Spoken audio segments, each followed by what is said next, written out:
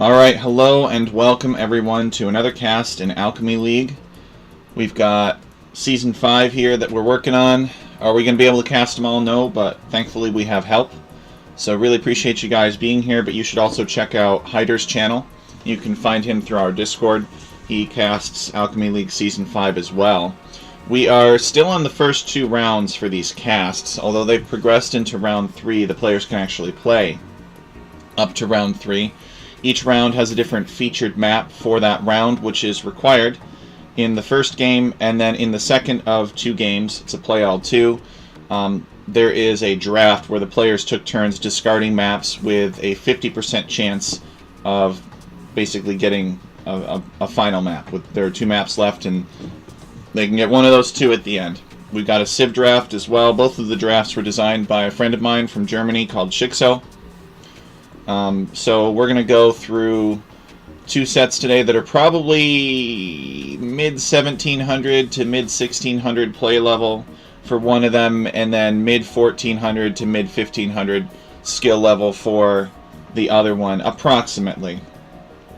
We do our best to matchmake people according to nearby opponents, but depending on the elos of everybody that signs up, we can't exactly always do that, so we do our best. And in the cases where the difference is really high, then we might toss in a little bit of handicap here and there, but not really a lot, just enough to take the edge off of the skill difference. So let's take a look at the players that we're going to be featuring today. In the first set, we're going to be looking at Plotterghost versus Lordek. Lordek is a new player. I kind of wanted to cast him. I wanted to see what he could do, what he's capable of. He looks like an Italian player, if I remember correctly. And I believe that he found this place through Hyder, who is the friend of mine and other caster that I was telling you about. Hyder said something about posting in the Italian server for Age of Empires. So we'll watch these 2 guys first, and we'll watch them play their round 1 set. And then we're going to watch Hyder versus Yosoi Pacho. And Hyder, of course, is the Italian terror. Both Hyder and Plotterghost did very well last season. But Yosoi Pacho is new. Don't know much about him. I can't remember. I think he comes from someplace in the Americas, in Latin America, but I'm not exactly sure where. So if he's in the chat, please let us know. Correct me, because I like to learn these things about everybody that's playing in the league. You know, it's the least I can do, really. I mean, the league is. These guys are gluttons for punishment here on this screen. These people are the craziest, most dedicated Age of Empires players you will ever find. I mean, these are essentially, for the most part, brand new maps, and they're played on a very aggressive schedule. And in my opinion, the prize pool is okay, but it's not that great for what you have to do. You know, you could, if you wanted to make money playing Age of Empires, Alchemy League is not your thing. So these guys are here because they want to try something new, and so we're going to showcase them trying something new. And the first sprint is always, you know, people are kind of getting the hang of their opponents, the format, the maps. So it has half the prize pool of the second sprint. So enough with the yapping. I agree, Magico. Let's go and check out the maps now. I've kind of explained the players, explained where they're at, explained the format of the league a bit. Let me know if you have any questions. We're going to throw this up here on the screen. So in the first set, this Mac deck is the same thing as Lordek, and he's a GDR guy. I believe they're some kind of Italian clan, and maybe Hyder is a part of them as well. The map of the round for the first one is Syzygy. This is when the planets align.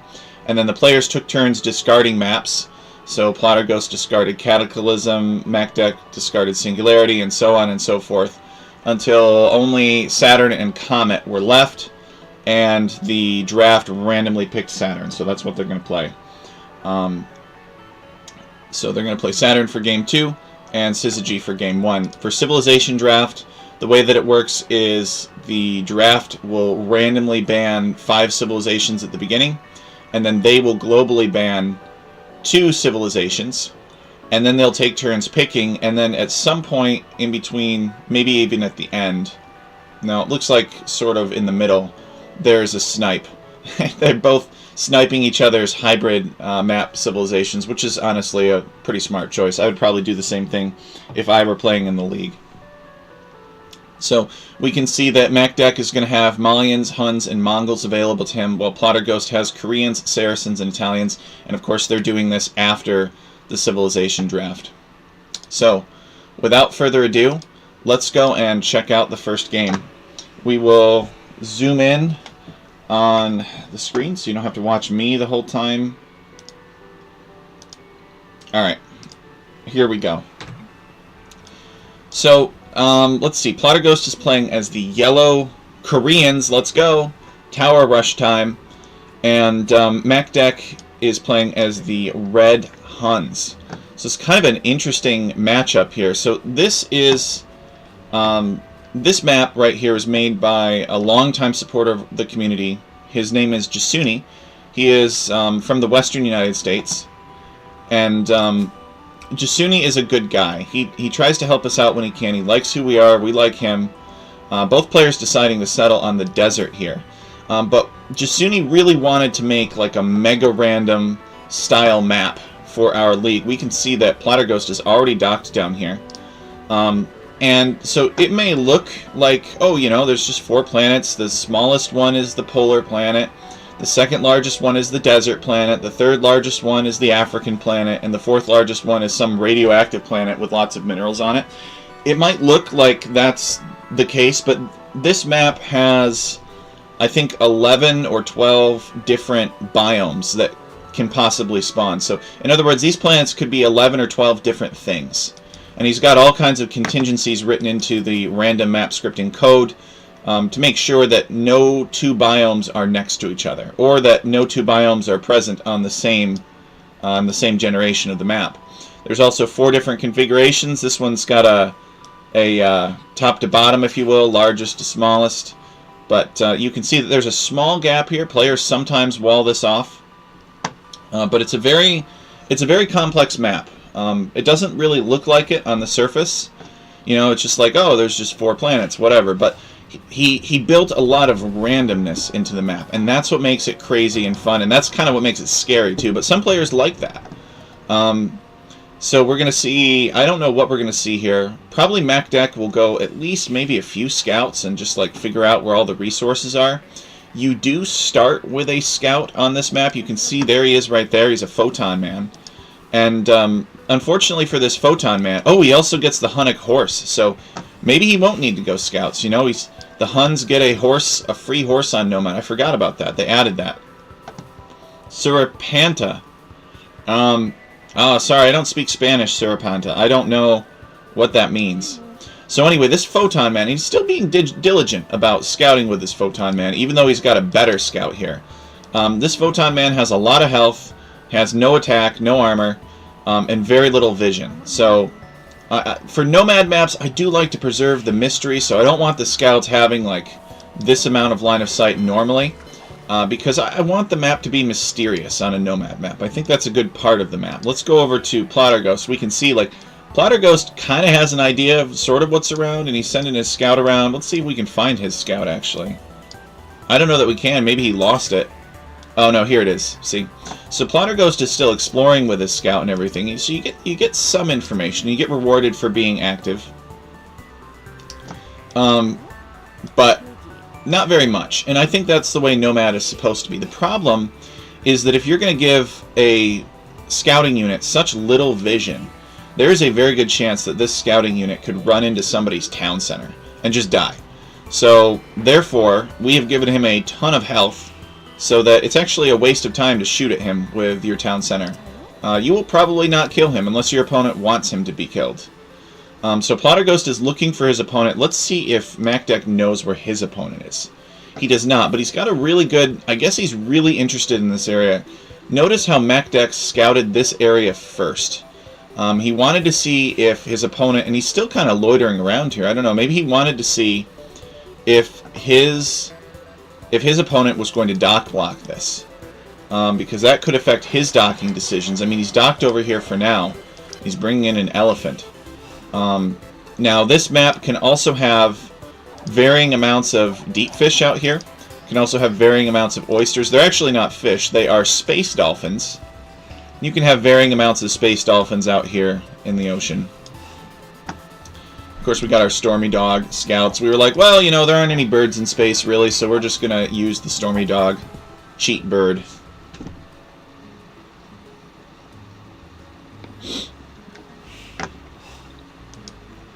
So, let's see here. MacDeck, does he still not know where... Okay, so MacDeck does not know where Plotter Ghost is yet. I mean, worst case situation is Plotter Ghost is like up here and he's totally on all the gold. So MacDeck has identified him and he scouted up here. He sees all these different gold piles and he knows that there's a radioactive planet with a ton of gold up here. So this is an area of the map that he is going to want to secure. Let's see what Plotter Ghost knows so far. Because I always think that a lot of people don't talk about how access to information, scouting information, is especially important on Nomad. I mean, Plotter Ghost has done a good job of bringing in elephants, and that's going to help his economy. But what would help even more is to be able to find his opponent. He hasn't done that yet. His opponent is surprisingly close. He's found his opponent's dock, but on Nomad that doesn't mean very much because, well, you know, you start with scattered villagers, people's docks can be on opposite sides of the map. So he doesn't realize that MacDeck is, or Lordeck is pretty close. He's on the same planet as him. He's just right here. He's actually kind of conveniently managed to miss it all. And we go back to Plotter Ghost's... I guess he does see a dead ostrich here. But sometimes players like to shoot the ostrich and take from it before building their dock. Because when the dock goes up, the meat from the ostrich will be automatically dropped off. So he technically does not know yet. Let's see if Lordeck knows where Plotter Ghost is yet. He does not, but he's building a barracks. So he's building a barracks and he's on his way up to the feudal age. So maybe he knows where Plotter Ghost is not. Maybe he scouts up here and he's like, yeah, you know, there's no trees up here. No sane person would build their town center where there's no trees. So he's not going to continue looking up here. Because on Nomad, if you build your town center off of a wood line, then you better have a pretty good reason. So he knows that Plotter Ghost is probably somewhere in here. So he's building this barracks. He's going to go up to the next stage. You know, I'm surprised he hasn't found him yet, honestly. Like, Plotter Ghost is literally right here. Alright, here he goes. So he's going to see these villagers on the ostrich.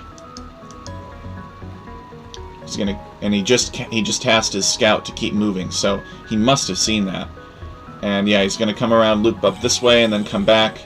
Maybe he saw the one on the gold. Don't know. But he is going to build a stable. So I like this. So he is going to go feudal age aggression. He's got some fishing ships to support his scouts because scouts only cost food. So he has a pretty good idea of where his opponent is, and there, yep, there's the reveal. Plotter Ghost sees, presumably would see the hunted horse, but he doesn't garrison to try to kill it. So Lordeck's stable is up and he is making scouts. What is Plotter Ghost doing? Plotter Ghost has just reached the feudal age himself. He is going market blacksmith. So this is a classic FC versus scouts build. Is Lordeck going to punish him for that, is the question. Yeah, when you feel like you scouted well, but you still miss the most important information. Well, Lordeck is going to show up here with some scouts, and I think it's going to catch Plotter Ghost off guard. Plotter Ghost does not exactly... He doesn't... Okay, he has kind of scouted this biome a little bit, so maybe he knows that this is up here, but he doesn't know whether or not there's a town center like over here or over here. He doesn't know if there's a town center here, and he doesn't know if there's a town center down here. So Plotter Ghost does not have much of an idea about what his opponent's doing.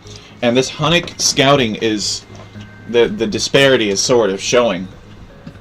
Lordeck with much better information about what Plotter Ghost is doing than Plotter Ghost. And here are the scouts. The scouts ambush the Photon Man. So Plotter Ghost is kind of stuck in this little area. Now the good news for Plotter Ghost is he's on his way up to the Castle Age. And he has stable food income that the scouts cannot easily pressure. Now these scouts can prevent Plotter Ghost from pushing around and going outside of his base. So Plotter Ghost is going to build this barracks here and maybe make a few spearmen to help himself get these scouts off of his back. But, I mean, look at all of his villagers. They're kind of stuck in one place. Now, Lordek may send a villager over to build a tower on a wood line or on gold. But it doesn't look like he's doing that yet. Plotter Ghost coming over here on stone. This is pretty sneaky. This could backfire, though. This Spearman is going to force Lordek away. Ironically, Lordek is probably going to loop up here and spot this. We'll see, though. Let's see what Lordek discovers. So he scouts the mining camp, so he knows. So he knows he's got to stop the Koreans from taking stone. That's what I would do. I would not let this continue. Plotter Ghost on his way up to the Castle Age. He's just reached the Castle Age.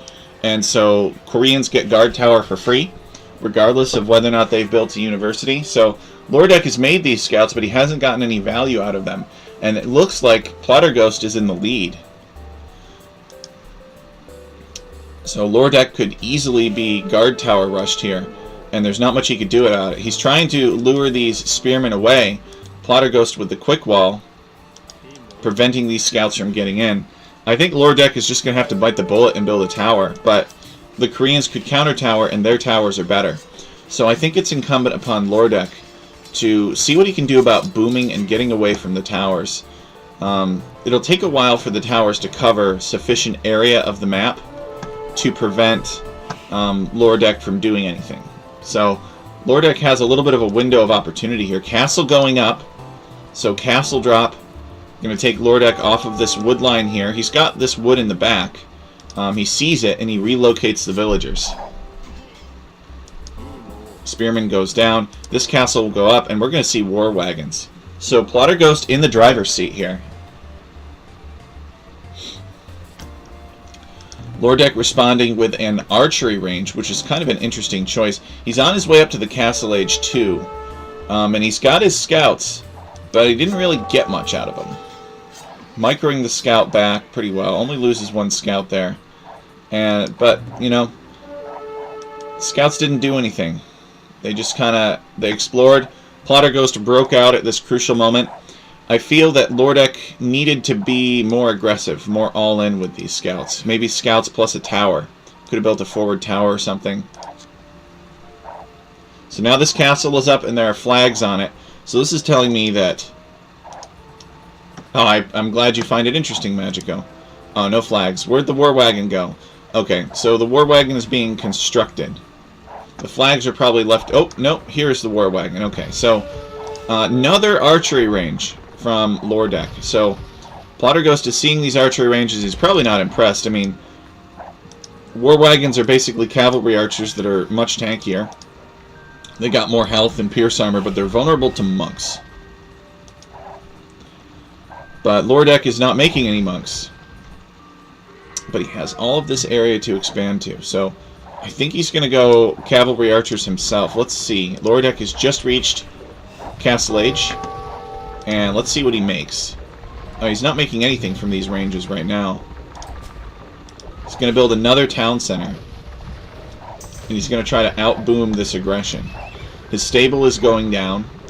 He's got a barracks here, which will probably go down. Although it might be within the minimum range of the castle, actually.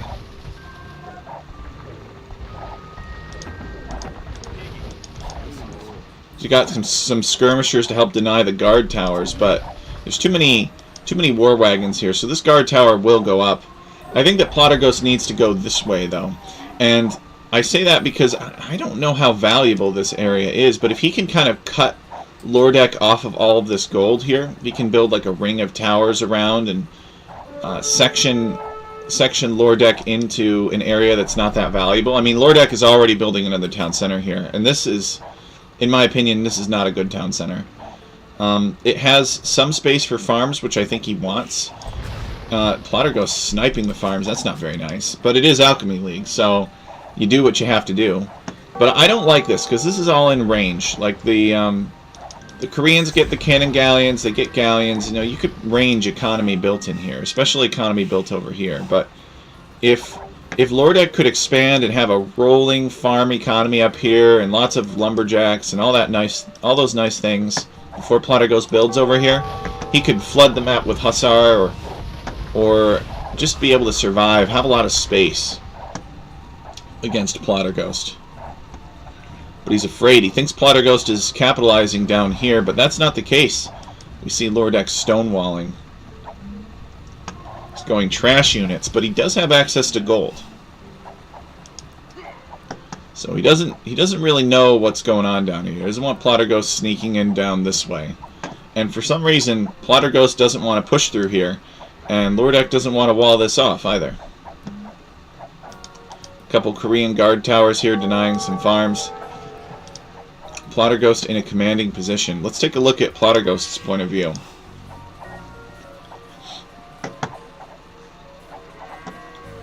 He's on one town center. He's continuing to produce from the one town center. He's got his castle, still producing from that as well. And there's just an army of trash here. I think what Plotter Ghost needs now is a mangonel. See, there's so many skirmishers here that could actually threaten these war wagons. I mean, war wagons are seen as cavalry archers by the game. Alright, so I'd like this. So Plotter Ghost is starting to go this way. It seems like he's kind of patiently waiting for the tower creep. I think he could build a siege workshop and have a mangonel help him push. Imagine getting a good shot on these skirmishers with a mangonel in this thick baobab forest. Like, this forest is very thick and there's not a lot of space to maneuver your skirmishers, so mangonels could be highly effective. This tower going up, I don't really think that these villagers needed to die to build that tower. And I think, you know, when you're on one town center, okay, he's thinking about the mangonel now. He's building his siege workshop. So he lost 3 villagers building that tower, which I don't really think it was worth it. I don't think this tower denies enough. But, you know, it is what it is. He's going to spread over here and take some wood, and he's going to continue to push this. He's got a spearman up here looking around now. Where is Lordek taking his gold? This is a very relevant question. I mean, so far he's only seen trash units, but he probably wants to keep it that way. He probably doesn't want his opponent making lots of gold-intensive units. Lordek he sees that Lordek is starting to make some cavalry archers here. Let's take a look at villager counts. So Lordek with 57 villagers to Plotter Ghost's 45. And this mangonel rolling forward, yeah, Plotter Ghost is making another one. Why stop with that? You know, Plotter Ghost should be making lots of military here, as many siege weapons and towers as he can, and war wagons as he can. He's behind economically, so he's got to make good on this push. Lordek coming around looking for some damage with the cavalry archers. This villager gets away. These cavalry archers are going to be something of a nuisance here. And they could actually wrap all the way around and get on this gold, which would be pretty annoying. Plotter Ghost should totally stonewall this off. There's no reason not to. Except for this region right here, which is DLC rock. But he could, you know, he could totally wall this off right here. And then he wouldn't have to worry about it. He'd have just kind of like this small area where his army and castle and towers are denying. He'd never have to worry about getting raided. And he knows his opponent has walled this off, so his opponent is not interested in pushing through here. Although that could help later if he decides he wants to. So 2 mangonels working on this town center. Lordek trying to keep it up. I'm not sure why Lordek is trying so hard to keep this town center up. Yeah, it's not like it's going up to Imperial Age. I guess it's just buying himself some time. He's getting ballistics and he's making a few knights to help him snipe these mangonels here. So I think that Plotter Ghost should add a few monks, and it might actually honestly be to the point where these war wagons could just dive this town center. And if you get enough war wagons, they can just kind of hang out underneath town centers. This town center has 7 attack, and these war wagons have 5 pierce armor. So each arrow, or the first arrow from that town center, will do 2 damage to a war wagon. And I think it shoots like, what, 5 arrows total? So that's 2 damage from the first, and then 4 remaining arrows, each dealing 1 damage. So that's 6 damage total to a war wagon. You can see he's got knights here. He's got to take those out. The mangonels are trying to get some hits on these skirmishers, but not quite doing it. But the good news is for Plotter Ghost that his mangonels mostly stayed up, actually. And he is starting to push in here, so that I think the egg has been cracked. He's just trying to kill as many skirmishers as he can so that he doesn't lose these war wagons for free. He decides to take out the villager instead, and the war wagons are now in. and engage. So we're going to have a little bloody battle here. I think Plotterghost will lose more in gold from this battle, but Lordek will lose more units. Plotterghost choosing to retreat. If one more Mangonel had survived, it probably would have been a different battle. The skirmishers here have regrouped, and another Mangonel is preparing to push in. So Lordek is kind of split in half now. He's got some stuff down here, and he's got a big lumbering army here. Not lumbering, but lumbering workforce. They are literally chopping lumber. And where's this? Okay, so this Mangonel is going to push this back. So this could be kind of awkward for Lordek here. Plotterghost with the Mangonel micro. Don't you love seeing skirmishers micro against Mangonel as their intended counter? Uh-oh, here comes the villager. Is this Mangonel going to get shanked down? Plotterghost trying to draw it back. He needs to do an attack ground up here. Oh no, the Mangonel, he managed to keep it alive. It gets a shot off. But he's just having terrible luck with these Mangonels. I think he needs more than one of them before really pushing in much. He could also consider making just a knight or two for himself, just to snipe enemy Mangonels. Now his opponent has more Mangonels than he does.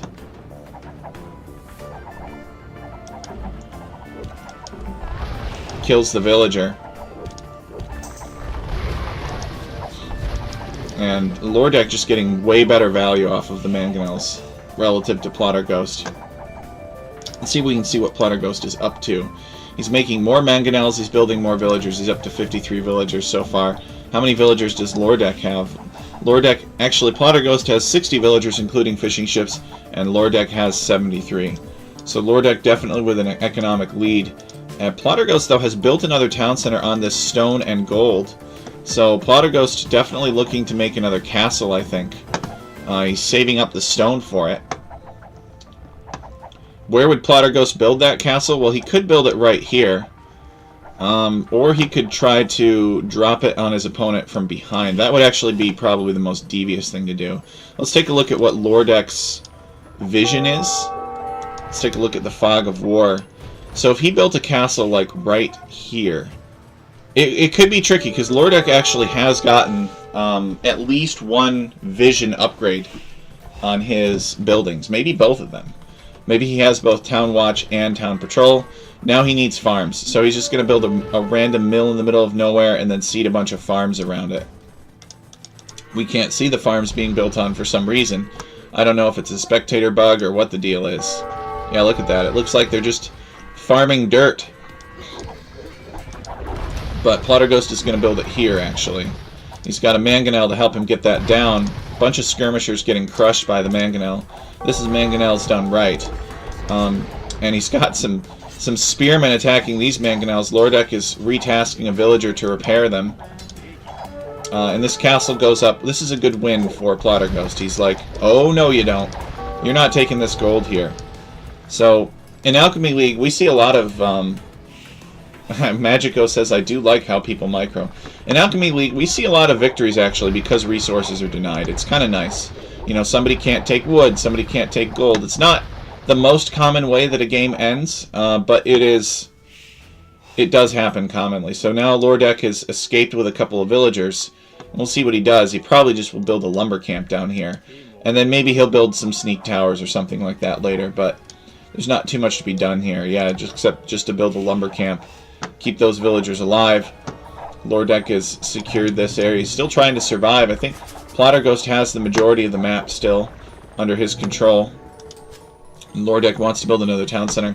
But I think that it is a mistake for Plotterghost to let Lordek just be unharassed up here.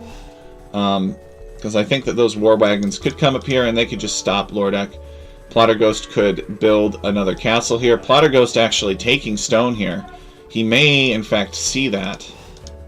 Yeah, so he knows that there's another town center here. He knows that his opponent is coming up here. Exactly, sneaky vills.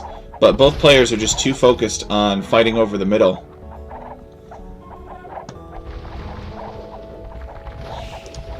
This town center shuts down, or is shut down by this castle. Mangonel's pushing these war wagons back. Plotterghost preparing for another offensive. He's got 2 Mangonels now.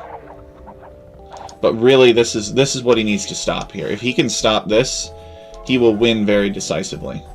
There's no reason to let his opponent continue to just have this area of the map for free.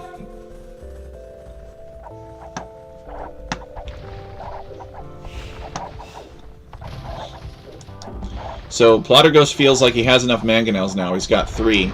He has to be careful about this other mangonel here. Alright, pretty fair exchange. 1 for 1. Cavalry archers coming to fight off a mangonel, as intended by the developers.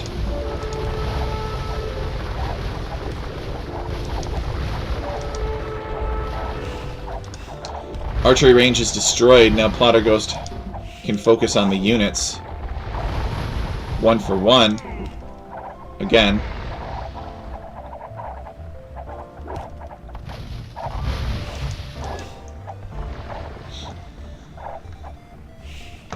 But this is where they need to fight. Alright, and Lordek recognizing that. So Lordek is realizing, hey, we're both taking resources up here. I'm going to drop a castle right here. And I'm going to stop my opponent from doing that. So I see this, and I think Lordek is going to win now because he's building fortifications in the north.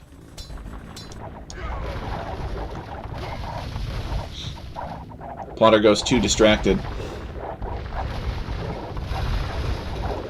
And Lordek is actually Imperial Age. Now Plotterghost, I don't know if he's clicked up yet. He's got it queued up, it looks like, from somewhere.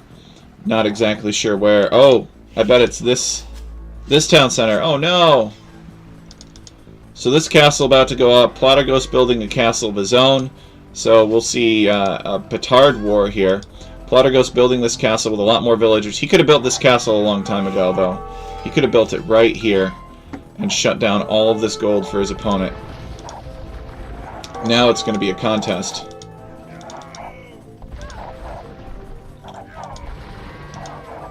So this castle can make Tarkans, and this castle can make petards. I mean, they both can make petards, but I think Tarkans are the play. Let's see what Lordek is doing. No, he's making trebuchets. Well, that works too. So he makes a trebuchet, rolls it back here, and then he can start sieging his opponent's castle. I mean, he's Imperial Age, might as well.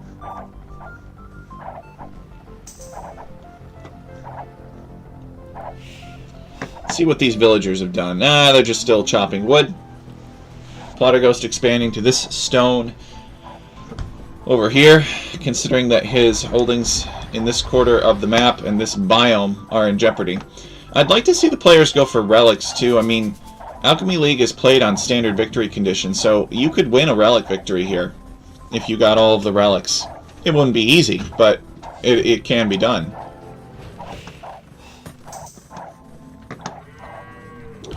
So, I love this. Lordek is getting Marauders, which allow his Tarkans to be made from stables. So we could just go mass Tarkan, do a tech switch. We can see that he's made a bunch of stables back here. And the plan is to buy himself enough time that his opponent will not realize that the Tarkan switch is coming. So Plotterghost is Imperial Age as well. He scouts a few stables, but I don't think he knows that Tarkans are coming yet. He just sees the cavalry archers. Tarkans would be pretty good against war wagons. They have high pierce armor. We can see that Lordek has moved his army into position, probably just to try to buy himself some space. I think that all of these units will be killed by mangonels, but he's going to try to micro them to minimize the losses. And here are the Tarkans. So he's actually showing his hand. So now Plotterghost is going to invest in pikemen. We'll see Plotterghost drop some more barracks and get the pikemen upgrade, I would assume. Or he'll make a few monks, but I don't think he realizes the extent of the Tarkans. Yeah, here comes another wave of Tarkans. I don't think he realizes how committed his opponent is to Tarkans. We turn off the fog of war, we'll see that the stream of Tarkan will continue. Let's go over to Lordek's point of view. Yeah, he's still massing up the Tarkans, losing space. He's destroyed Plotterghost's castle here. Plotterghost has built a new town center a little further back. But here come the Tarkans. And these Tarkans can actually take a fight. I believe that they have the final armor upgrade. Plotter Ghost microing the War Wagons back. And Plotter Ghost has a Trebuchet himself. I mean, he has cleared out this area of Lordek's base. This has been a really good game so far. And where's Plotter Ghost's investment in pikemen? We got to see it. He needs to go pike. He cannot make war wagons against this. He knows at this point that his opponent is committed to Tarkans. He's seen a lot of Tarkans with upgrades. Actually, are these elite Tarkans? No, they are not. They're just Tarkans. Is Lordek planning on upgrading them to elite Tarkans? Well, he might want to, but it's too expensive right now. And he's got to keep the Tarkan production up. He's got 95 villagers. But Plotter Ghost switches to pikemen, and he could still have a chance, as long as he can keep the gold flowing.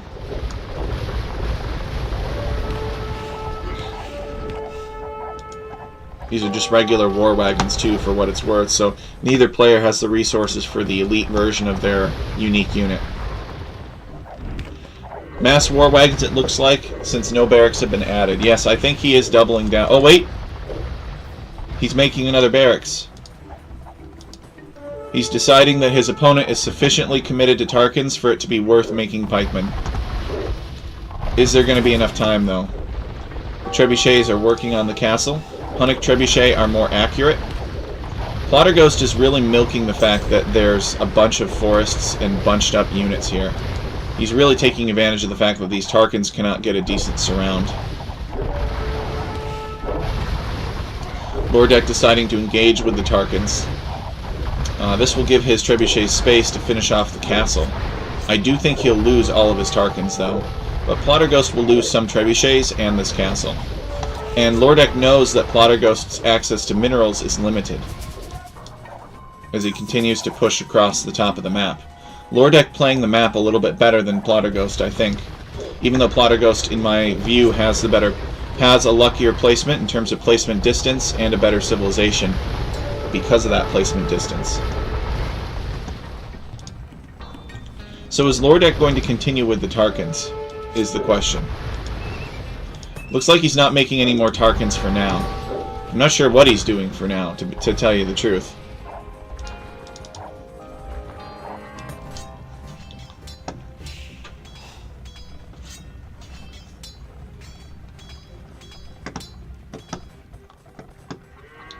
Still taking his wood down here, although it looks like these villagers have been tasked to go and build something. Oh, it's just a dock. Okay. Just a dock.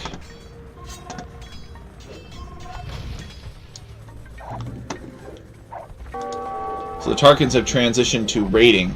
They're going to come over here and they're going to attack this town center and these gold miners, which is what he needs to do. He needs to shut down Plotter Ghost's gold mine, because Plotter Ghost has a very gold-hungry army. He's got a lot of war wagons. He's starting to add more pikemen now, but the Tarkans could probably deal with some pikemen. But if he can shut down the gold, Plotter Ghost will be in big trouble. This has been a good game, though, a close game. I think it's really going to come down to whoever secured this. Maybe Plotter Ghost can kind of brute force his way through, but I'm not sure. He's decided to drop a castle here, and he's pretty much going to render all of these stables inert. These stables will not be able to do much with this army here.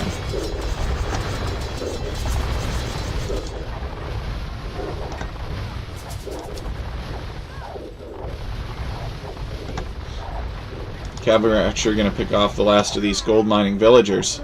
Plotter Ghost's gold is going to run dry. Let's see where else Plotter Ghost can take gold. Alright, he can take some gold down here. So he's not completely out of gold. But it's looking better and better for Plotter Ghost, I've got to say. Although, it looks like Macdeck has kind of transitioned into more cavalry archers. He sees more halberdiers and he thinks, well, I probably need some more cavalry archers to deal with. I mean, he's right. So, Lordek with just all the gold on the map and Plotter Ghost with everything else. So which is going to win, gold or everything else? That's the question.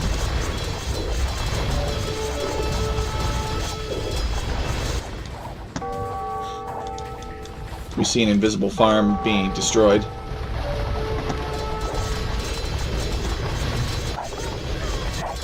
Cavalry archers sniping these villagers. Let's take a look at villager count. Plotterghost has 83 villagers, 140 military overall, and Lordek is actually very similar. So these guys have been killing each other all game.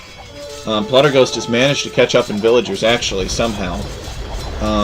Well, actually, really not somehow, right? I mean, this all used to belong to Lordek. Plotterghost just powered through it with the Korean Death Ball.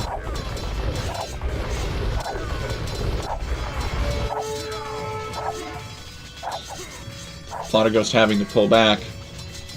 Lordek rallying. He stops this offensive here. Plotterghost is forced backward. So Plotterghost has the vast majority of this map. He's got this area secure. He's got this secure. If he can secure most of this wood, so Lordek cannot take wood, I think he's still got a very good chance. But Lordek has pretty much clamped down on all of the gold that's left. Plotterghost just has this. This is about to disappear. He's building another town center. Lordek is building a town center down here. Well, I don't think that's going to work out too well for him. Plotterghost will probably spot it. Yeah, Plotterghost already knows that it's there. And he builds an outpost here. I'm not sure why he's building an outpost here. Let's check his vision again. Like, what's it gonna tell him that his exploration and vision don't already tell him? But he's gonna build that there anyway. And it'll give him a better idea of what Lordek is up to.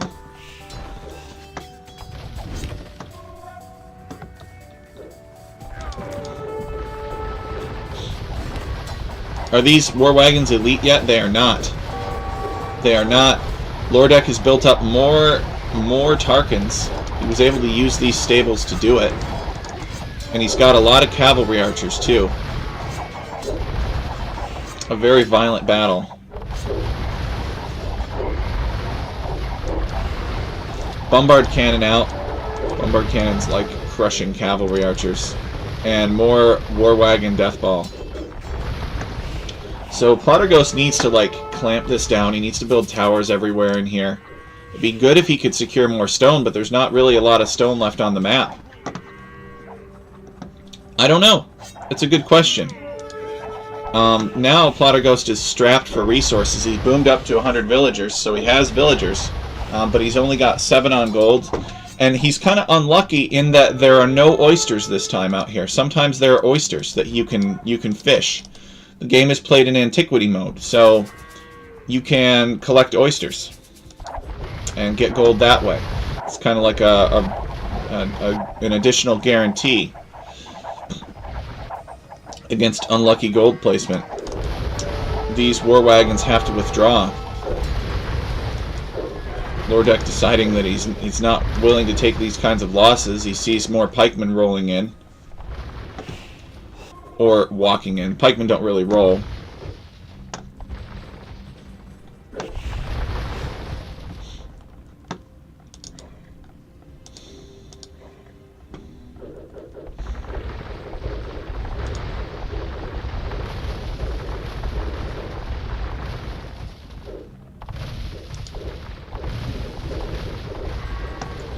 Plotterghost getting... interesting. He's getting the light cab upgrade. What's the plan here? Is the plan to go light cabs and raid your opponent's gold economy? That could be interesting. Korean Hussar are pretty terrible. They're probably the worst Hussar in the game.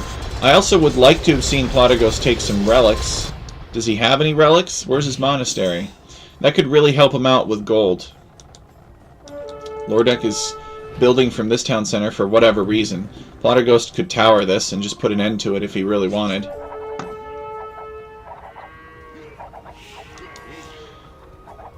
I think that he needs a few onagers. I think onagers are going to be pretty devastating against this, but he's kind of broke.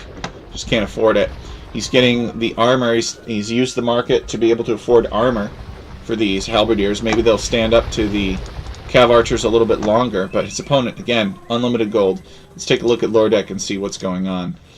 Lordek has 95 villagers on gold. He's literally buying everything. That explains it. So this explains why Plotterghost has been able to afford so much, is because Lordek will mine the gold and then buy the resources he needs, and then Plotterghost will sell the resources that he has to get the gold that he needs. That's funny. So these guys are kind of in a symbiotic relationship with each other. I haven't seen any monks, Magico, no. It's unfortunate. If Lordek could take this wood and just pump out cavalry archers and maybe some siege. Well, actually, Huns don't get onager, do they? So, yeah, just take this wood, pump out mass cavalry archers, and not be buying wood. Plotter Ghost would not be able to sell wood to be able to afford all of this. That's very ironic that they're helping each other like that. Lordek's economy is a very gold-heavy economy, and Plotter Ghost has nothing on gold. Making some skirmishers now to help him land some good value against these elite cavalry archers. Hunted cavalry archers, of course, cheaper. And we've got the war wagons backing the skirmishers up from cavalry, but I think Plotter Ghost is too outnumbered here. I think he needs to withdraw. Oh yes, conversions can turn the tide of a battle. It's very, very helpful. And I love seeing that as well.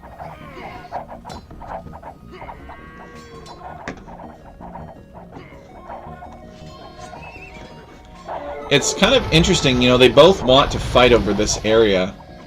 I'm not exactly sure why Plotter Ghost wants to fight here.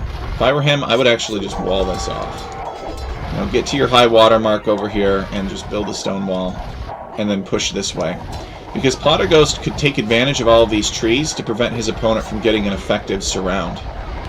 For Lordek, it makes sense to fight out here, because he wants the open terrain. He wants to be able to get a good surround. He wants to be able to spread out his archers. But I don't really understand Plotter Ghost wanting to fight over here. And it's true, this is where Lordek's base used to be, but there's nothing here anymore. It's just a no man's land.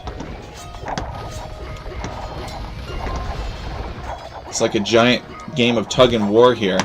Plotter Ghost 63 on wood, 49 on food, and Lordek probably still has like 100 on... Yeah, he's still got 100 on gold.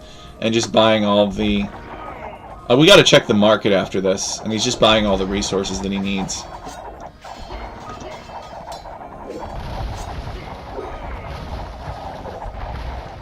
So let's see, is Plotter Ghost... Okay, Plotter Ghost has apparently decided to do something about this, because there's nothing left here. Well, I guess there's a lumber camp and a dock, but there are no villagers, and...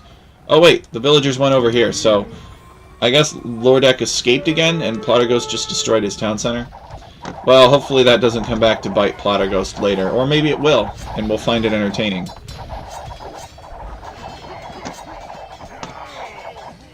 Huns with 100 on gold, what can they do? Well, all this.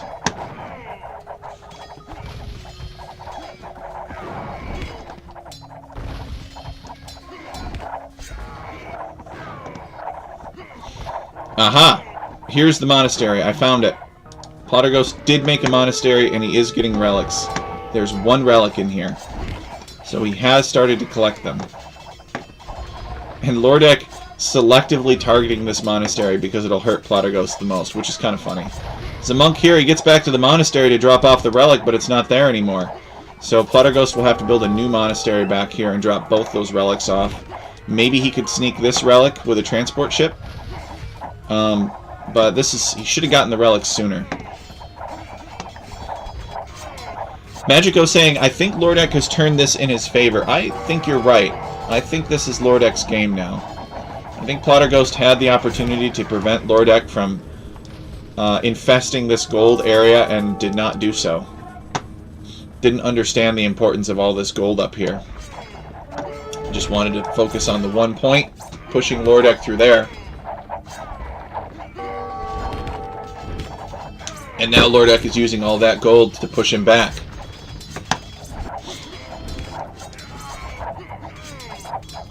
You know, another way of looking at it is if Plotter Ghost didn't really have to go gold-heavy arming, right? Like, he could have capitalized on this area for the gold, taken as much stone as he could too. Plotter Ghost calls the GG, and then bought the stone he needed. It was a good game. Very well played. But Plotter Ghost could have taken this gold for the purposes of buying stone, and then he could have... He literally could have covered this map and towers everywhere, and he could have strangled Lordek. But Lordek punishing Plotter Ghost's mistake of not securing this area, putting 100 villagers on gold and turning it against Plotter Ghost. Ended up with 84 on gold. as he was able to buy space and he was able to take a few other resources. So, very well played. He loved the war wagons. It's true. They're a good unit. But Lower Deck just overpowering Plotter Ghost here, playing the map a little bit better. Let's take a look at the statistics for this one. So, relatively even KD. Lower Deck with a little bit more in terms of kill to death. Plotter Ghost with 51 buildings raised, only losing 15, and a larger army. Plotter Ghost, we can see, has taken way more food and wood and stone. But look at this. Lower Deck with 50,000 gold collected. More than double what Plotter Ghost collected. That is insane right there. This is what won him the game. Lower Deck with faster feudal and imperial age time. Plotter Ghost with faster castle age time. We saw that strategy unfold. Plotter Ghost with only 47 relic gold, so he did not think about the relics until the very end. He had one relic for a short amount of time, and it generated 47 gold for him. This was another potential mistake that Plotter Ghost could have. If he had gone to relics sooner, he would have had the gold he needed to close out the game. Let's see if we can see market. No, it would only show us tribute. I don't know if there's a way of checking the market values of things. Timeline, let's see, relatively even most of the way through. So we go back to the map. Maybe we can check the market here. Yeah, so food. So you could buy food for 370 gold. And wood was relatively even. So Plotter Ghost was selling food for gold, and Lower Deck was just buying all the food that he needed. This is what fueled his skirmishers and Tarkans at the end. So you could sell food for 100 food for 199 gold. It's just how the market worked.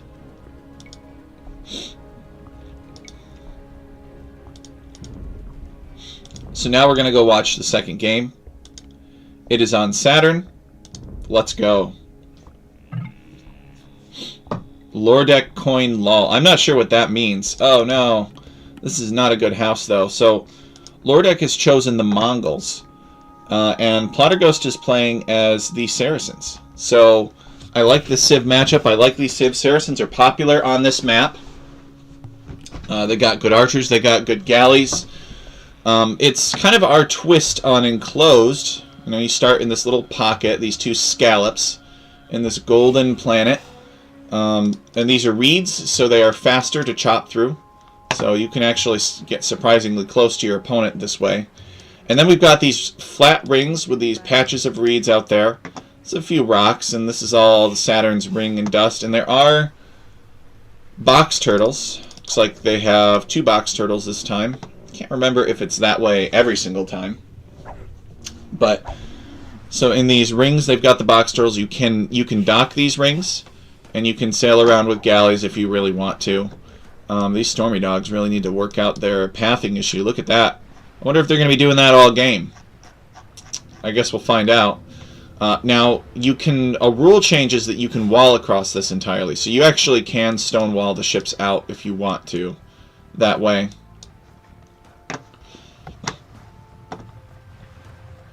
Oh, yeah, like Dogecoin or crypto. I mean, a joke to cause he had so much. Yeah, he did. He mined so much gold. So what are we going to see here? I'd like to see Plotter Ghost go archers. I think you can go archers. You can deny your opponent's forward gold. You know, it looks like a safe map. It really does. It's just similar to Enclosed.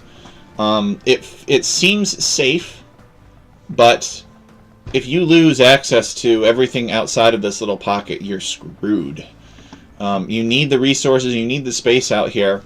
So you cannot afford to let your opponent just kind of walk around and do whatever they want. You really have to secure this area. This Lower Deck is bringing in this Rhino. A strategy that could work well on this that I've done on Enclosed is a Burmese spear rush, actually. You can do it pretty fast. You can do it with scouts timing. Get over here on their stone, or their gold, and deny that. The Photon Man. This is our regular Photon Man now. If we go down to the Fog of War, we can kind of see this Photon Man. Plotter Ghost is not playing nice here. No loom for Lower Deck, and he's going out here to get this boar or elephant. And Plotterghost says no, so he's going to send a new villager, and he's going to have to send his scout back, and he's going to try to get this boar now. And it's going to build a mill here so he can take box turtles. And he gets the first hit, and Plotterghost now has to withdraw. He can no longer be a jerk.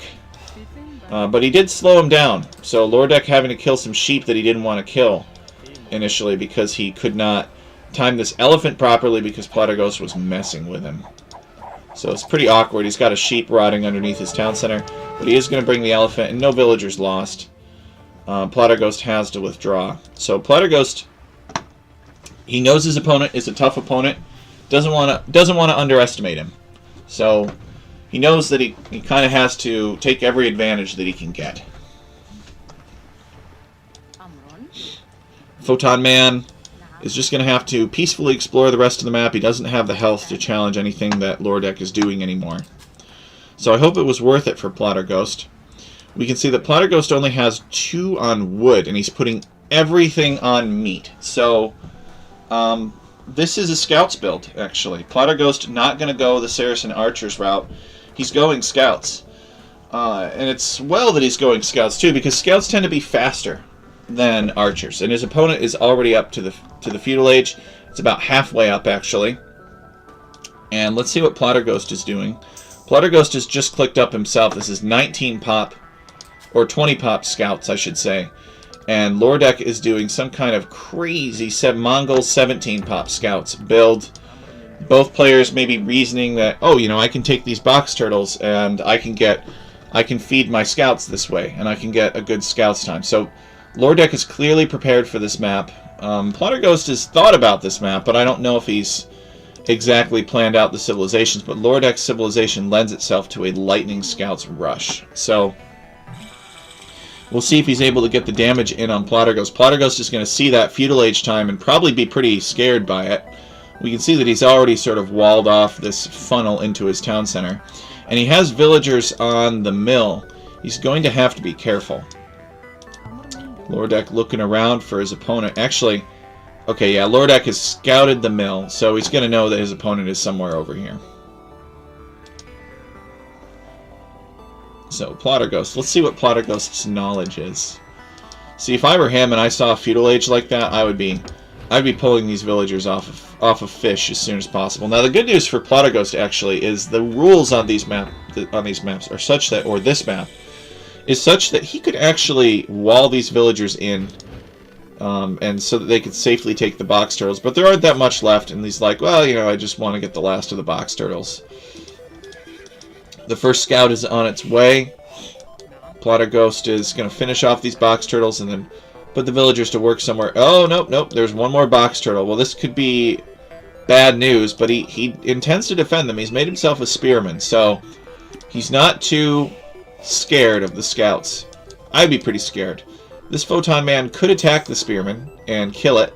Plotterghost, recognizing the spearman, is getting a little separated from the villagers, and yet we can see that Lordek wants to pick off the spearman with his Photon Man. So it's going to be a little bit of a micro battle here. Another scout, another spearman has been made, another scout, and Plotterghost now on the offensive. Lordek looping around. Maybe he wants the villagers. Nope. Still going. He's just building up his scouts concentration, or quantity. And Lordek's scout goes down. So Plotterghost has 3 spearmen and 2 scouts.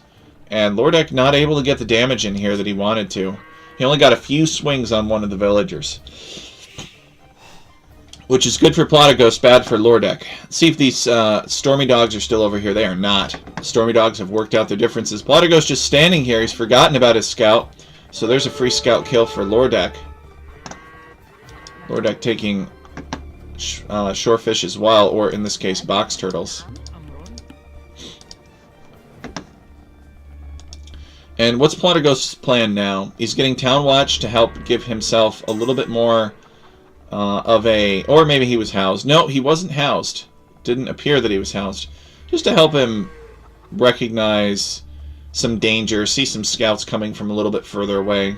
Every building you build gives you a little bit more vision. He's not building any more military.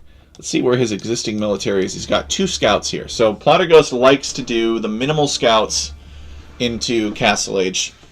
You know, why build 10 scouts when you could build 2 scouts? There's a good chance his opponent is going to have things walled out. He's not going to be able to do the damage, although Platygos is not going to want to fight this. And so he kills the spearman, and now he's just got 1 scout. I think the scout should attack the weak villager, but he's missing a scout. One of his scouts died, so there goes Platygos' scout rush. Let's check on Lordek's scout rush. Well, Lordek's scout rush has done more damage. It has pushed villagers off of gold. So these scouts are going to run away from the spearman briefly, but you know, if you're Platygos, you want to build some houses and some walls here just to give yourself some vision, some blocking. And he's... Oh, no! Oh, that is unfortunate for Platygos. The scouts just slipping through at this exact opportune moment and picking off a villager. So, a good win for Lordek. Unfortunate for Platygos that he didn't start this one first, because this would have gone up in like 3 seconds. We just saw it. And then the house. And he kind of wants his spearman to be in this area, protecting this area. He's got gold miners here. He's got fish here. So it makes sense. And he's also trying to farm here. Let's see where Lordek is at. Lordek has built the sprawling Mongolian farm eco, and he is thinking about Castle Age. He's building a market, maybe. He might actually, or he's definitely building a market, but he may sell stone with that market. That may be his plan. But he's happy. He's got the villager pick off. He's done more damage than Platygos has. Platygos building an outpost here to see how close his opponent is. So due to that outpost, he's not going to be able to build a town center when he reaches Castle Age. But he may build a tower, and he is building a tower. This tower, I think, is a good choice. At this stage, Lordek is not clicked up yet. Lordek sees this tower going, and he builds a tower of his own. Platygos has an advantage in terms of building the tower first. But Lordek has sent more villagers to it, so it looks like we're just going to have a mutual tower war here, with nobody being able to take this wood, and both players having to relocate.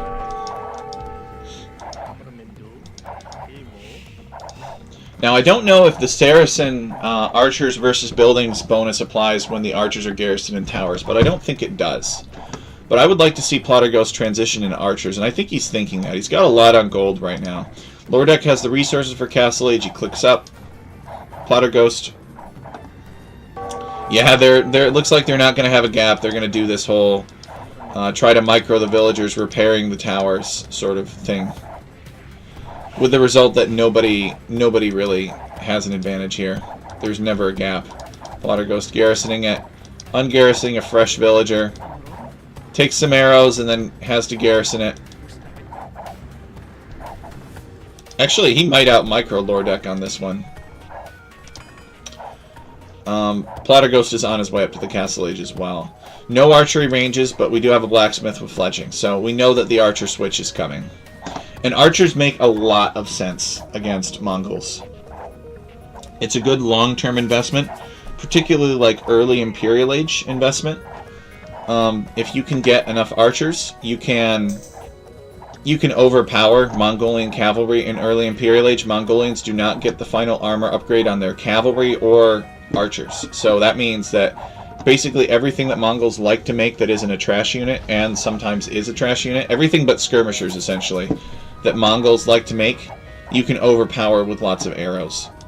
But he's building another stable. What? So he just got fletching for the tower, and he doubled down on this, but, you know, Lordek can still just relocate his lumberjacks.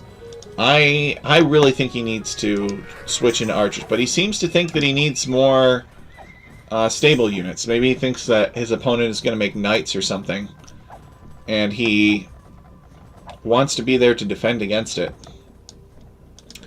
Scouts here. So as soon as Platygos hits Castle Age, he might just make camels. He's got a couple of villagers in queue. And there's spearmen here. Platygos making a town center. Is Lordek going to find it? Lordek finds everything that Platygos is doing. It's just crazy. Like, how Lordek manages... This is the second villager that got killed that Platygos, like... He could have walled this off, and he had his Lordek is just the king of being in the right place at the right time, although he is going to lose his scouts for it. No, he's making Saracen Knights. I do not understand this. Cavalry archers from Lordek. Going to take this villager off of the house, and Platerghost is housed too, so he needs this house to get up as soon as possible.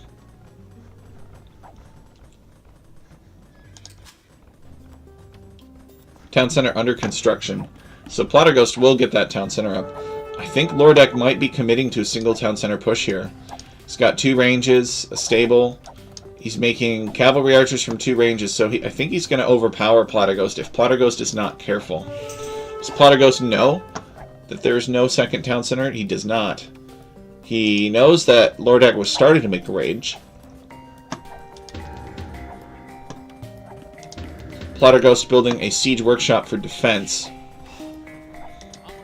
Lordek likes cavalry archers. We've seen Lordek make a lot of cavalry archers. Arrows versus Mongols. Oh yes. No worries.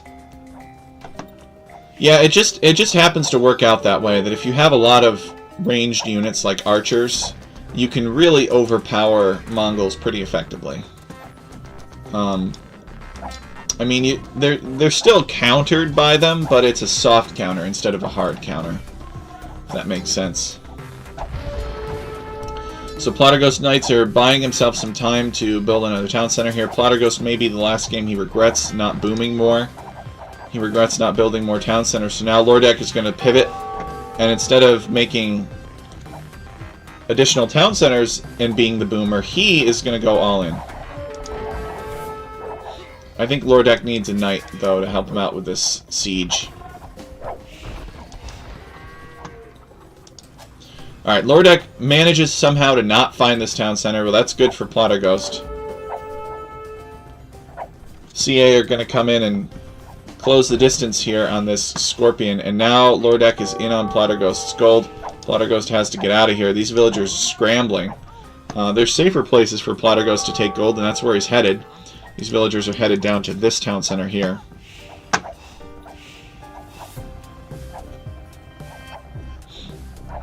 So Platerghost with 46 population, 45 of which are villagers. So it's 45 and 48. And in terms of military, Lordek has 13 to Platerghost's 3. Platerghost really needs to take his opponent seriously. You got to build military. Your opponent is clearly investing in military. He cannot outboom it on a map like this. He might think he can. Maybe if he had enough stone walls, I would believe that he could. But he cannot.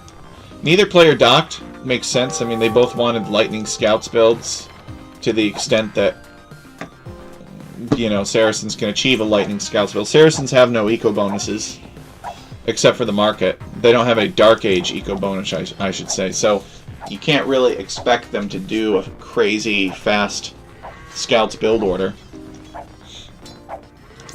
Lordek going to work on this house.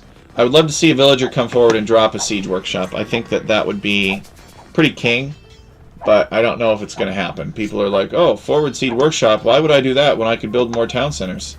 And Lordek has built another town center back here. And it looks like he's made an archery range, presumably for ballistics as well. It could be coming in now. It is not. He probably already has it.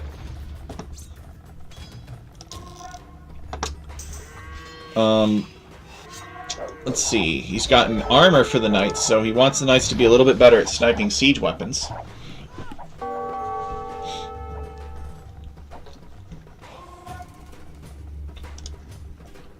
House going up. So I guess Platerghost has gone this mass Scorpions route. And he wants the Scorpions. They're decent against what his opponent's making. Do Saracens get any bonuses for Scorpions? No, but for whatever reason he likes this. So we'll see how it works. I'm skeptical.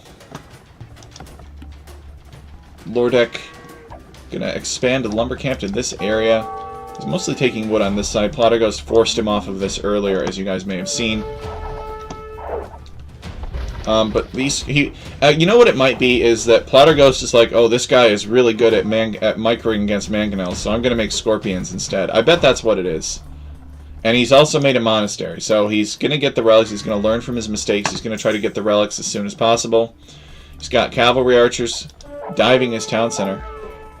If these cavalry archers were over here, he maybe could have stopped them. Or if these scorpions were over here, he could have stopped them. So this is a number of scorpions. I don't know if this is enough scorpions to deal with these knights. He does like to mass one unit. And these knights are in on the scorpions. This is going to be pretty damaging. I think that this might knock Plotter Ghost out of the game. These knights, yeah, these knights are going to clean up these scorpions, and he's not going to have any military left. Let's take a look at Plotter Ghost's military. He's got 4 military somewhere. He's making more scorpions. I don't know where the remaining 3 military are. And he's got a bunch of villagers. He's got 62 villagers. Let's see what Lordek is at. Lordek is actually at 66 villagers. So Lordek has managed to do enough damage to Plotter Ghost's economy that having fewer town centers doesn't really matter. So when you're Saracens, one of the effective things that you can do, and Plotter Ghost has done neither of these things. Probably the most effective thing for Plotter Ghost to do, if he can get to it, is camels and skirmishers. So camel skirm is a pretty standard unit composition to use against horde civilizations like Mongols. Civilizations that like to make cavalry archer and hussar. If you can go camel skirm and take effective engagements, you will win every time. But this is a niche situation where it's Mongols, so Plotter Ghost calling the GG's just overwhelmed. You can also go crossbow too, and then the advantage for this matchup is that the crossbow will deal a lot more damage to buildings. So if he had gone camel and skirmisher, or if he had gone arbalister crossbow line, he could have won. But he made this weird decision to make knights and scorpions, and his opponent just overpowered it. He also tried to boom more than his opponent did. His opponent punished that as well. So first game was a bit closer. Second game was a little bit more educational, I feel like, about the map. So guys, I'll be right back, and then I will resume the cast. The next set is going to be Hyder versus Yosoi Pacho. So let's go to the home page real quick, and we'll come back out to here. So I'll just explain the players.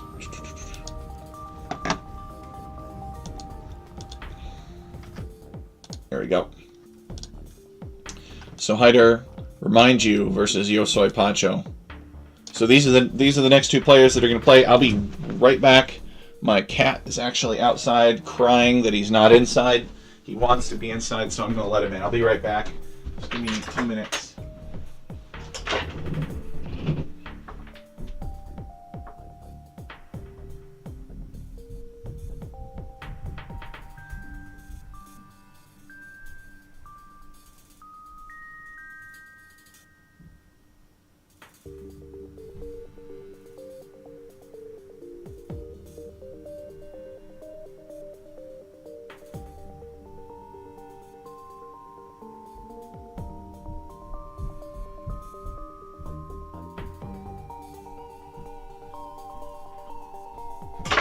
Alright guys, I am back. I am sorry for the delay. Alright, everybody say hello to Milton. There he is. He's a good boy. And he is a really pretty cat. But he wants nothing to do with the webcam. He probably wants to go and have something to eat, although he is purring right now. So, alright. Now you go and fill up Milton. And we will go and cast to the next set. So, we've concluded Lordek versus Plotter Ghost, and now we do Hyder versus Yosoi Pacho. So remember that Hyder is very familiar with the league. He's got a lot of history with us. He's played in basically every season, and this is round 2.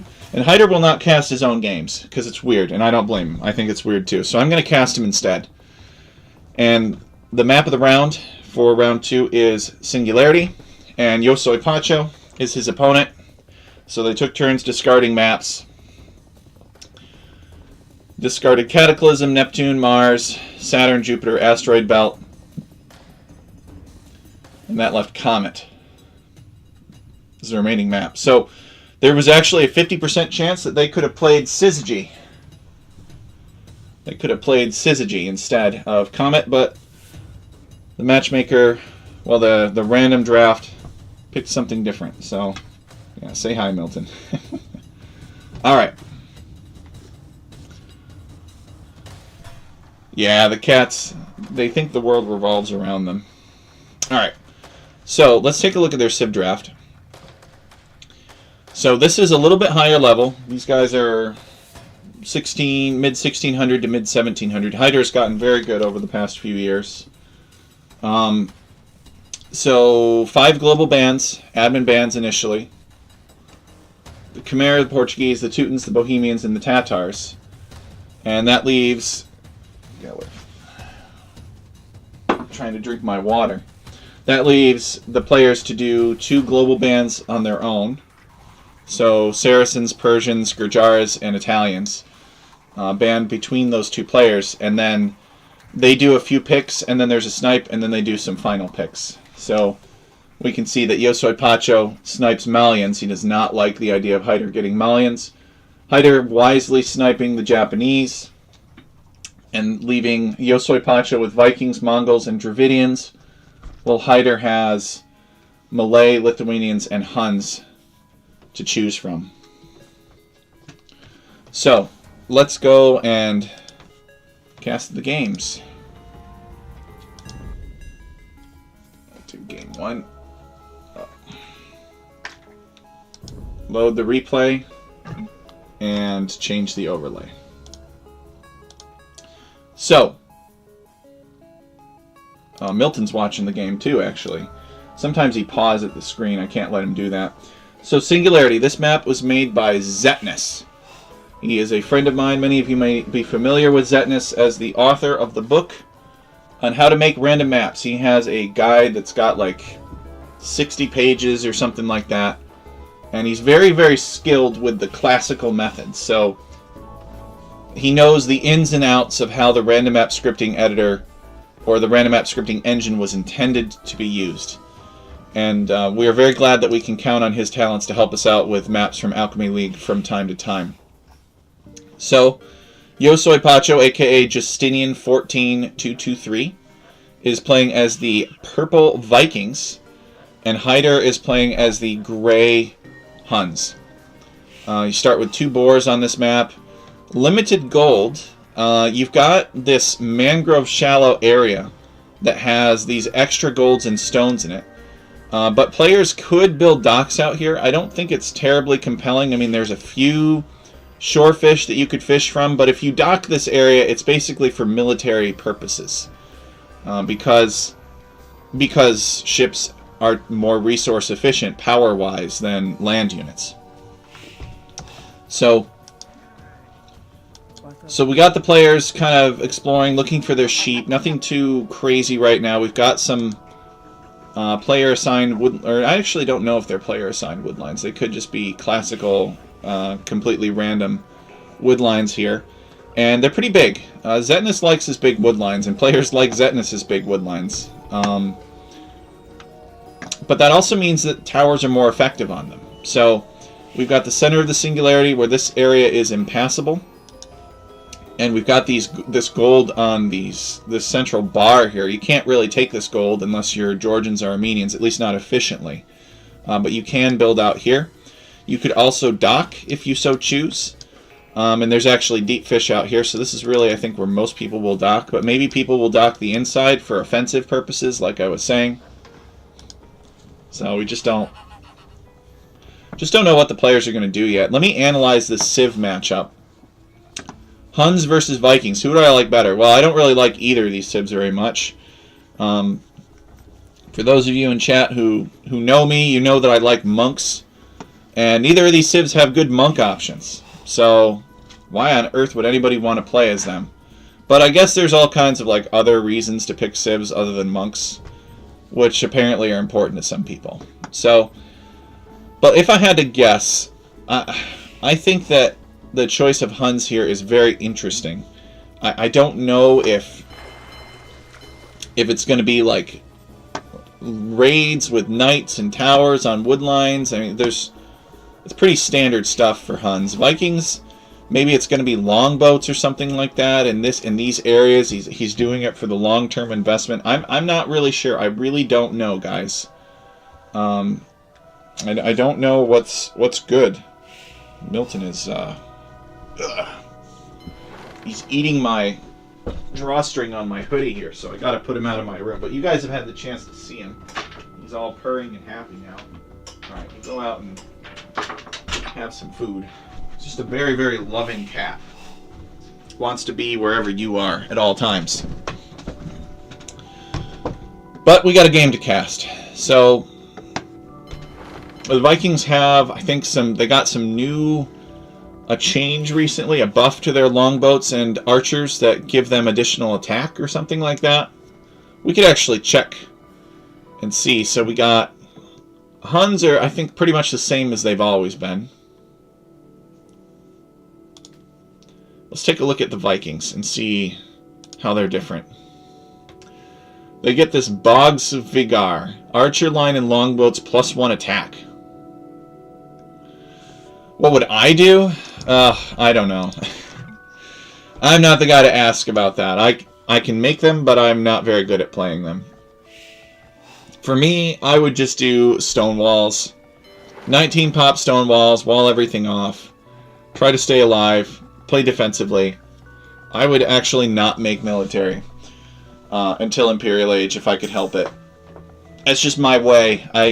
When Age of Conquerors and HD came out, I was like all about that Black Forest, wall them off, no strategic variety. So I know it seems hypocritical for me to rate maps according to the strategic variety that they could provide, but I recognize the importance of that. I just am not good at it. Oh no! So Hyder finding his scout and in the way that he is most familiar, or finding his opponent's base. I should say, finding his scout dead in underneath his opponent's town center. So Hyder knows where his opponent is now. He doesn't know much else about his opponent, but at least he knows where the town center is. And so he's going to build a barracks. Hyder on his way up to the feudal age on 20 pop. Or 24 pop. Yeah, he's made some fishing ships. So probably going to be scouts. So I think we're looking at a scouts build from Hyder here. And his opponent... Oh, there's one more thing I should add.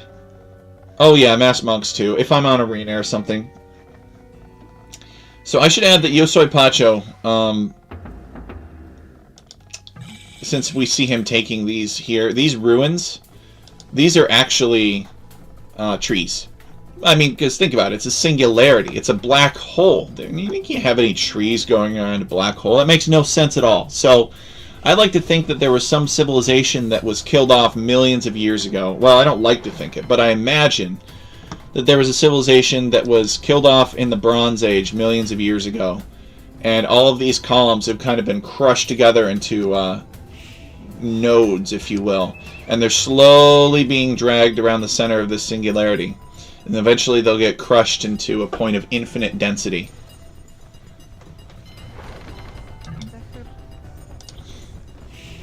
But I don't know. All I know is that Hyder is making scouts.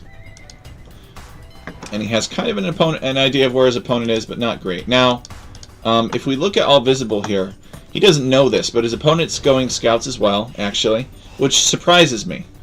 And let's see, actually, what Yosoi Pacho, if he's docked. He has docked, but he's docked the inside, which is interesting. A minor investment in fish. I disagree with docking the inside. I think you should dock the outside. Unless you want to do something, unless you want to go for military, which maybe he feels that this would be a better military investment. He feels like he's going to get attacked, so he wants this dock here. Or maybe the dock is cheaper to him and he'll just build another one later. Don't know. Vikings do get cheaper docks. So, Hyder could still get in here. I mean, his opponent is starting to wall off, but he's not completely walled off. So if Hyder does this right, he can get in and do a little bit of damage, but he only has 2 scouts.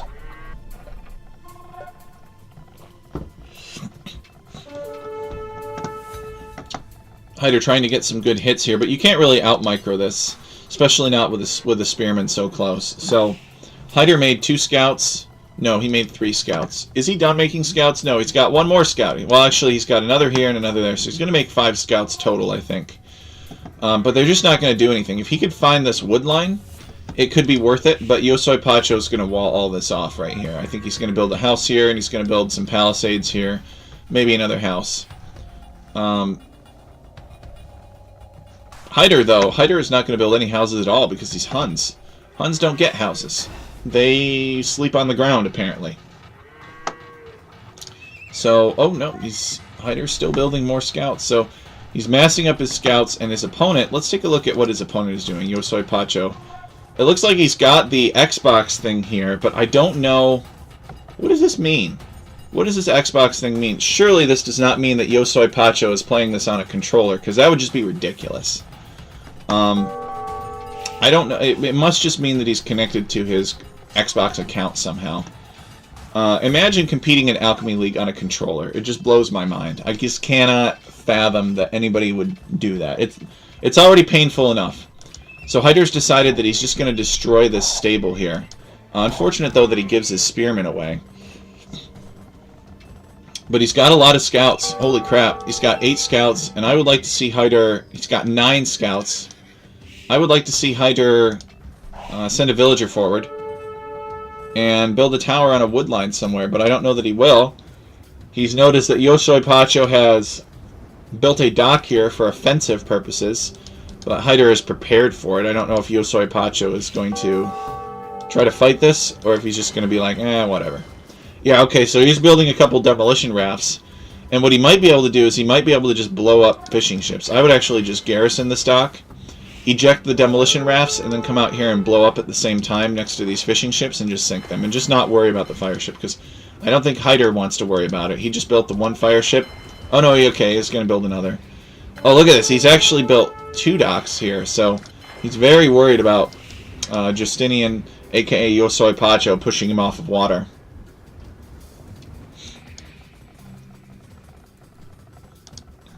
So where are Hyder's scouts? That's what I want to know. Well, we could probably figure it out from the fog of war a little bit better. I don't know what happened to them. What happened to all those scouts? There's like 1 dude left. Where did they go? There must have been a big scout fight and we just missed it. Dang it. Oh well. So now they're going to play it like 4 Lakes.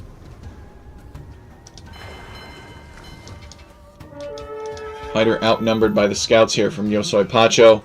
Yosoi Pacho killing off the scout, and now I guess now he's going to maybe go somewhere else. Hyder adding an archery range for maybe some skirmishers, but I don't think he realizes that his opponent's more invested in scouts at this point. You cannot walk across this black void, by the way. You really shouldn't be able to walk across a black hole, or this close to a black hole at all, to be honest, but you know, it is what it is. We ask for a little bit of artistic license.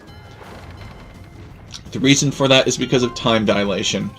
So the black hole is so massive that not even light can escape. Light and space and time are all sort of interconnected. And as you get closer and closer to the event horizon of the black hole, time slows down. Time is affected by gravity, after all, and black holes are massively gravitational. So, because there's so much gravity, there's so little time, and it takes forever to do anything, because time is relatively not passing as quickly. So Hyder is on his way up to the Castle Age, and he's built 3 archery ranges, so he's going to go Hunnic Cavalry Archers. What's Yosoi Pacho doing? Well, he's still building demolition rafts, and he's actually on his way up to the Castle Age as well, and he's building an archery range of his own. If he can build crossbowmen, he could, I think, effectively counter Hyder's cavalry archers, but I don't think he has the time. Hyder is already starting to make these cavalry archers, so this could be a result of just better farming, maybe. Hyder got the food that he needed sooner. Or not better farming, but better fishing. And as a result, was able to get up to the Castle Age quicker. But Yosoi Pacho, he's in trouble. He doesn't know it, but he's in trouble. Hyder actually still waiting. I guess Yosoi Pacho is going to try to distract Hyder. Get these cavalry archers delayed. These scouts are going to run away. And I think Hyder is just going to let them go. Yeah, he's not interested in chasing these down. He wants to use his timing advantage. Yosoi Pacho knows that it's all coming because he had scouts over there, but there is a hole in the wall. Triple archery range, nice. Yeah, triple range is from Hyder. Let's see if Yosoi Pacho realizes that there's a hole in the wall. There's a hole in the wall, man. There's a hole right here. Now, to be granted, it's kind of in a location where, you know, he has to go all the way around this to get back here, but he can still get back here. He's going to send his spearmen inside, and then is he going to plug it up? Nope, he's not. He gets Castle Age, he does get the time that he needs, and now I would expect to see range upgrades coming in. I would expect to see crossbowmen come in, but he's going to build a knight for whatever reason instead. Now these cavalry archers are going to overpower the knight, but Yosoi Pacho really needs to plug this up before Hyder finds it. Hyder could actually come forward and build a siege workshop. I think that would be pretty cool. But instead he's built another town center on the gold. These players, man, I tell you, they just don't want to go all in pushes. They're scared. It's Alchemy League. They wanna be competitive. You know, everybody knows that dropping additional town centers and additional eco, it's the best. I actually really do think that the game itself has lost strategic variety because of all the eco bonuses they're adding. You know, people can just outboom everything nowadays. But we'll see. I mean, the good news is you can kind of compensate for it with, or sort of mostly compensate for it with random map scripting. You know, you can make maps more open and aggressive. But I don't know, I think that every AOC map nowadays, if you played them on more modern civs, is, well, it's, okay, he still has not plugged this, that's funny, and Hyder hasn't even come in here, but if you played AOC maps with modern civs, I feel like it would be very, very fast castle-y. We had this discussion when we were helping the Rome at War team, giving them playtesting and such, because their developer, smart guy, good guy, but, you know, gave a lot of the Rome at War civilizations just a ton of fantastic eco bonuses, and what was happening was everybody was just fast castling, and you did not really get much feudal age aggression because you could just afford to outboom it. You know, you could just kind of avoid it and do whatever you wanted. So Hyder with a mangonel here. Yeah, these skirmishers have to withdraw. And what's Yosoi Pacho's plan? He hasn't done anything from this dock. Did he delete his fishing ships? No, they are over here. So they're still working, although very inefficiently.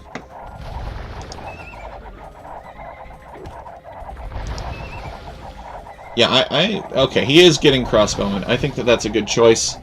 Crossbowman and mangonels himself, and he just has to pray that he doesn't get too far behind. This villager attempting to repair the market, but Hyder's shooting it down. He's got a big mass of cavalry archers here. Hyder with a big advantage over Yosoi Pacho. Yosoi Pacho forced to build a defensive siege workshop. I think he needs like 4 mangonels. But that's expensive. Hyder has 3 here. Mangonels, just when you get this number of mangonels in Castle Age, it's just devastating. Just clear up your buildings very quickly. He wants to keep this siege workshop going. Look at all the repair villagers he has on it. He has to try to micro these skirmishers against mangonels, but you know that doesn't always work. It's very dangerous. Hyder with a 4th mangonel. I don't want to say that I'm rooting against Hyder because he's my friend. I'm actually, in this case, I have to be impartial as the host of the league. But I will say this, and that is that Hyder has he's invested more. He's got 2 town centers. I guess his opponent has 1 town center. But he went faster Castle Age. He built a dock. He secured all of the fish. Actually, he's built another town center here. So he's just played the map a little bit better, I think. And I think he's being rewarded for it here. He was up sooner. His opponent invested in skirmisher instead of like archers. And he could have been making the archers too in feudal age as he went up to it. I think the numbers, he still would have been behind, but I don't think it would have been like this. So maybe Yosoi Pacho could have done it a little bit differently. As this mangonel is charging underneath the town center. Hyder, though, losing a lot of his cavalry archers. This is unfortunate. He must have looked away to boom or something. His opponent is basically going full counter units, either in the form of skirmishers or in the form of mangonels. So what's Hyder's plan? He's going to make some knights to help him clear up those mangonels and skirmishers.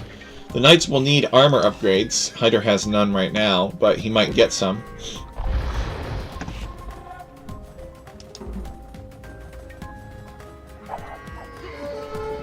Yeah, can't really do much with this, and his opponent has a university too, so these skirmishers have ballistics.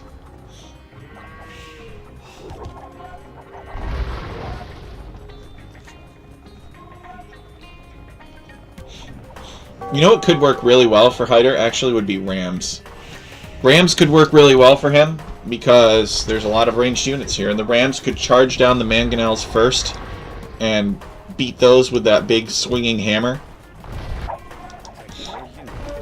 And then they'll be impervious to the skirmisher arrows, or javelins, I should say. I think mangonels should get an attack bonus versus skirmishers. That was kind of ridiculous. It's like a direct hit and no skirmishers died. But Hyder patiently massing up for the knights. They have the first armor upgrade. I guess he feels that that's good enough. These skirmishers are going to do 3 damage to the knights, or 2 damage to the knights per hit, as opposed to the normal 1 that they would do if they had +2. So the knights are going to charge in and clean this up. Yosoi Pacho has to micro the skirmishers back underneath the safety of the town center. So Hyder had been investing in knights, and that's why he didn't have much of a presence here. And Yosoi Pacho calling the GG. He feels stuck in his base. He can't get out. His gold is out here, and Hyder doing enough damage to close out the game. Actually, Yosoi Pacho, he did have access to gold, so I don't really understand it. Hyder, I guess, was boomed up to 100 villagers. Maybe he knew that his opponent was boomed up. Let's see how many villagers Yosoi Pacho had. He had 60. So I really don't feel like it was over quite yet.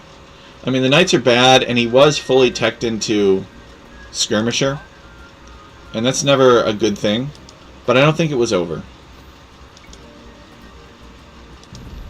Let's take a look at the statistics here. 69 to 43 kill to death. Larger army form too. 3 buildings raised for Hyder. Hyder with a bigger economy. Did collect more food, wood, and twice as much gold. Walled off his gold on the top of the base. What? Where? Oh, yeah, right here. Well, you know, he was under pressure at the time. 102 to 64. Hyder with a commanding military lead for most of the game. Now, game 2 is on Comet.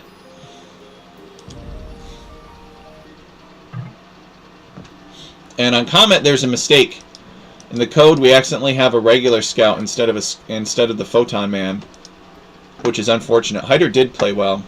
Yosoi Pacho is going to build a couple of houses here. Now, this is a version of Comet where players are starting, I think, more so toward the center, maybe slightly favored toward the trail of the comet, but I don't think fully favored in that way. It's lots of big wood lines. There's like a comet here which is offset from the center. The player starts off of the center of this comet. There are some broken pieces that you could go and build on. There's some fish out here, and then there's oysters out here in the deep area. So you could build a fishing ship, you could take the fish, you could take the oysters, There's a ring of beach terrain out here that you could build a dock on. So there's all kinds of different options for the players. This one was in Alchemy League Season 1, and this version is an improved version of it. Except for the fact that I forgot to make sure that they had the Photon Man. So I got the Scouts instead for now. Let's see if Hyder can play this without losing his Scout for free underneath the opponent town center. Yosoi Pacho, what's he doing here? Hyder has no loom. So Yosoi Pacho trying to get a villager kill, but Hyder's Scout here stops it. So he does know where Hyder's wood is. Let's take a look at what Yosoi Pacho is going to do. Yeah, he knows where Hyder's building his wood line. He sees that Hyder actually has a forward boar. He might be able to lame that boar, actually. It's not that far away. If he sent a villager forward, if he blocked the boar with his Scout a little bit, he could actually steal this boar, which would be pretty annoying. But it would be within the rules of the tournament. Laming is allowed. Or he could just try using his Scout. Thanks, Magico. Worked hard on them. He's going to do it. What's he doing? Oh. No. Can't quite do it. He was thinking about it, though. Yeah, worked hard on the maps. Had a lot of help. So again, this comet probably broke off from some planet that used to have an ancient civilization on it, and carried some of the ruins with it. That's what I like to imagine. Because, I mean, you're not going to have pine trees on a comet. That would just be ridiculous. So Hyder finding this wood here, and these villagers are not loomed either. Yosoi Pacho has to withdraw. And he's going to chop this wood instead. So let's talk about the civilizations. We're seeing Mongols again for Yosoi Pacho. I'm not sure why the Mongols, to tell you the truth. And he might just want to... He might just be doing another Lightning Scouts build. We'll see. 478 food. 488. 500. So he has the food he needs to click up. I don't know that he has the buildings, actually. He's going to try and rush up this mill as soon as possible. Yeah, he realizes he doesn't have the buildings. Rush up the mill. Let's see what Hyder's the Lithuanians. That makes more sense to me. Better hybrid civilization. He's back here milling his box turtles.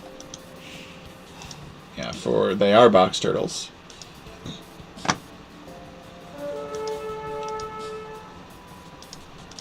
So Yosoi Pacho. Oh no, he's 5 food short. Just force drop off. Force drop off. There we go. Alright, so he'll probably build a barracks, maybe. Maybe he'll go like a Mongolian tower rush. That would be pretty cool. Not as fast as he wanted to be, but it's all of your wood lines on this map are forward, so it is very easy to tower rush somebody. Hyder building a barracks. Probably suspects that Yosoi Pacho is up to no good.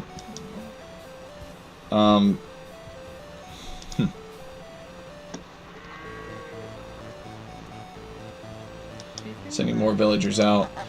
It's like he's picking up a sheep too that he missed earlier. Sending some sheep in. Is Hyder on his way up to the feudal age? He is. I think they're going to be up with similar times, to tell you the truth. The Lithuanians starting with extra food helps. Barracks under construction for Yosoi Pacho. I really like Yosoi Pacho's wood situation. I mean, he could just plug this up, and he could build like a house here, and he would get a warning if his opponent wanted to tower his wood line. Whereas Hyder, Yosoi Pacho could just come up this way and just drop a tower right here. He actually is moving forward with some villagers. Hyder going to build an archery range. Yosoi Pacho reaches the feudal age, he spots it. And Hyder, of course, could have seen that. And Yosoi Pacho, what's he going to do? He's going to build a stable. He sees the archery range and knows that the stable will be a good choice. I believe that this is a change in plans. I believe that he wanted to build a tower originally. But he saw that his opponent was going to go archers and figured, well, I could use some scouts. No dock for Yosoi Pacho at all. Hyder has not docked either, actually. He built a mill, and that was it. He's taking the box turtles. But Yosoi Pacho didn't even build a mill back here. He's picking the berries. So Yosoi Pacho has built a scout cavalry. Now he's got 2 scouts, and what's the plan? Hyder has made a spearman, and these scouts are going to need to go around and look for some damage. I don't... Oh, there's a hole in the wall. Alright, never mind. Then he could just go in there at any time, but he's careful. He sees that this scout, or this spearman, is ready to engage, so he has to withdraw. Yosoi Pacho, very bankrupt, does not have a lot of resources. I think maybe he didn't realize that this map is leaner on resources. He also didn't find his sheep back here, which is... actually, he did find his sheep, but he didn't collect them for whatever reason. I think it's actually ironically that Mongols, their vision radius on their scouts is increased, but not the capture radius. So it's possible for them to scout these units without collecting them, without converting them. And that could be what happened. Yosoi Pacho is here. He's going to ambush Hyder's gold. Micro's the scout back. There's a weak villager. Hyder has to be careful. I would send that weak villager home. He is, or trying to. And the scouts... Oh no. Yosoi Pacho with a little bit of a micro mishap.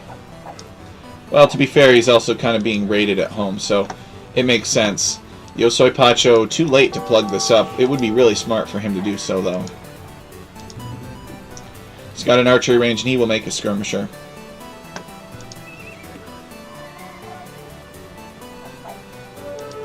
And he's making more scouts, too, but he's keeping them hidden in the stable. Hyder attempting to wall here. This is a pretty greedy wall. But he thinks he can afford it, so good for him. He's got another archery range under production. I think that Yosoi Pacho is waiting for this last scout to be created so that he can pop out and ambush these archers. I think that's the plan. Oh no, not this. So Hyder has partially walled this archery range, and this spearman is actually on the wrong side of it to defend from the scouts.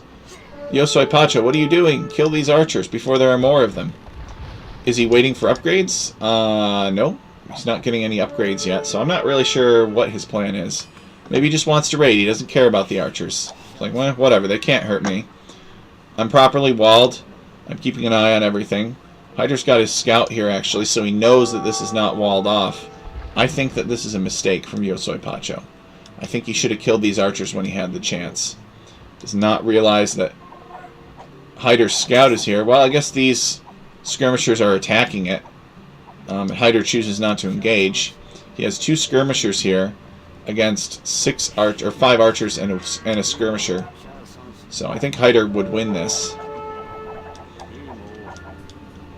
Yosoi Pacho coming in over here. I think he is going to get this villager. He wants to defeat Hyder. Hyder took the first game off of him, and he does kill that villager, which is a good win for him. He's in on Hyder's berries as well. So Hyder's sending everybody to fight. Scouts have to withdraw.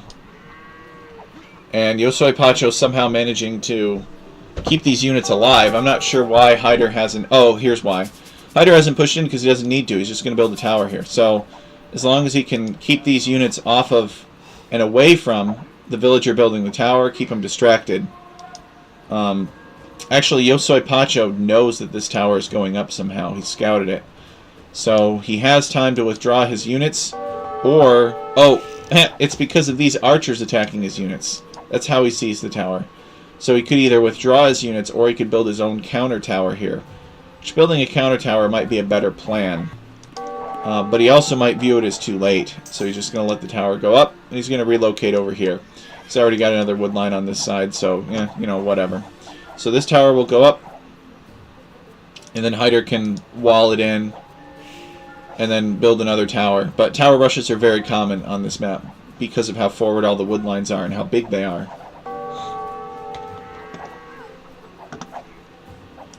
What's this? Oh, this is a disaster for Yosoi Pacho. Hyder's archers have found his fishermen, and I think 3 villagers go down in that case. Yosoi Pacho is still microing over here with the scout. I think he should just pick off this spearman and then fight these gold miners. He's not really going to get a better deal than this. Ooh, he does slip in this side. Spearman gets one whack at him, which is unfortunate for Yosoi Pacho. He's trying to keep these spearmen distracted. Hider has a lot of them, and then he's going to come hit the wood line. Alright, I see how it is. He leads them away and then hits the wood line. It's pretty smart.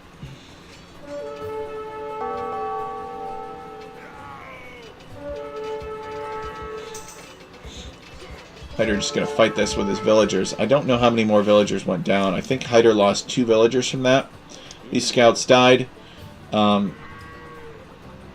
a few scouts died for Yosoi Pacho. Hyder's still making more spearmen. Let's take a look over here. Yosoi Pacho with another army of skirmishers. Pushing these archers back. I think Hyder needs to build another tower here. That would be pretty epic. But I don't know if he'll be able to.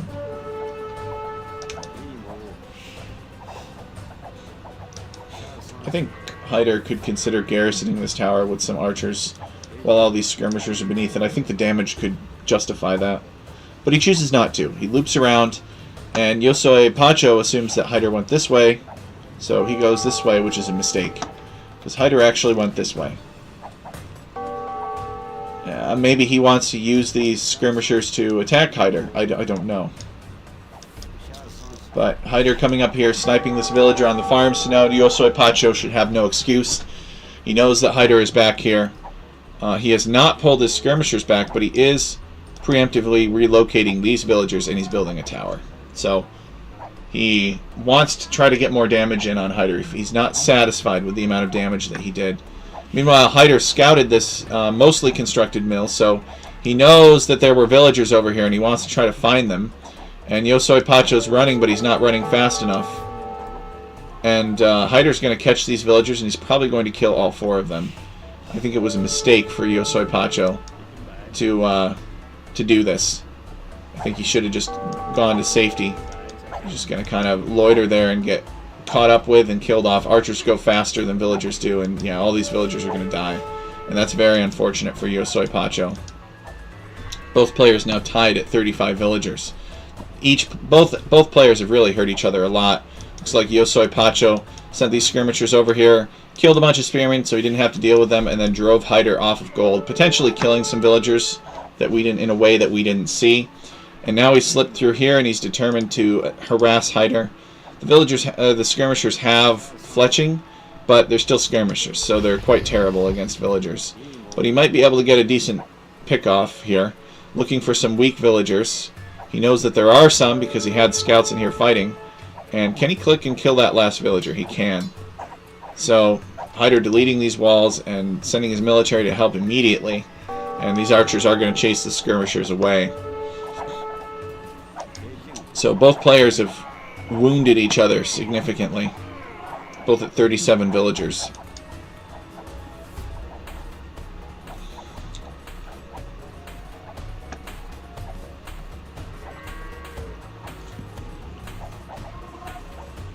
Yeah, neither player clicked up to the castle age yet, as far as I can tell. Yosoi Pacho is not up, and neither is Hyder. Hyder going back to the gold, but he's going to have to secure it long term. Re-walling. I've seen players wall this whole thing off before. You know, you can do it, but it is definitely painful. So Hyder could wall this here. And I think he could wall up to this beach and then maybe build a dock or something. Could just wall his opponent out entirely. Hyder with a big archer army. He's taken Yosoi Pacho off of gold. Oh, okay. It's a mix of archers and skirmishers, but it's still pretty big.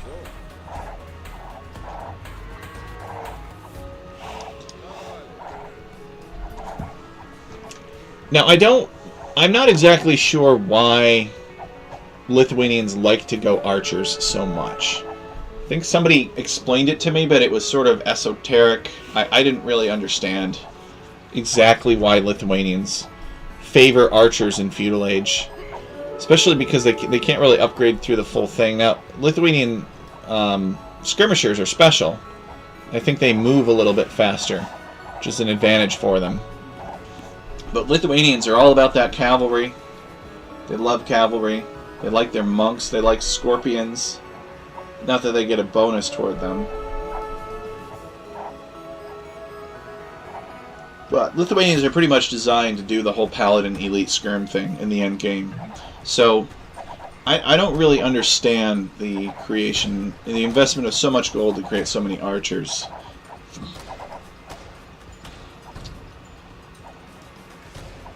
So Yosoi Pacho has pushed Hyder back. Hyder kind of... Or maybe Hyder has decided, yeah, I don't want to take much more damage. I'm on my way to the Castle Age, and then I'm going to get upgrades. Is Yosoi Pacho close? Yosoi Pacho is not close. He is very much behind on food. 38 to 44 villagers, so Hyder's been able to keep his town center working more than Yosoi Pacho has.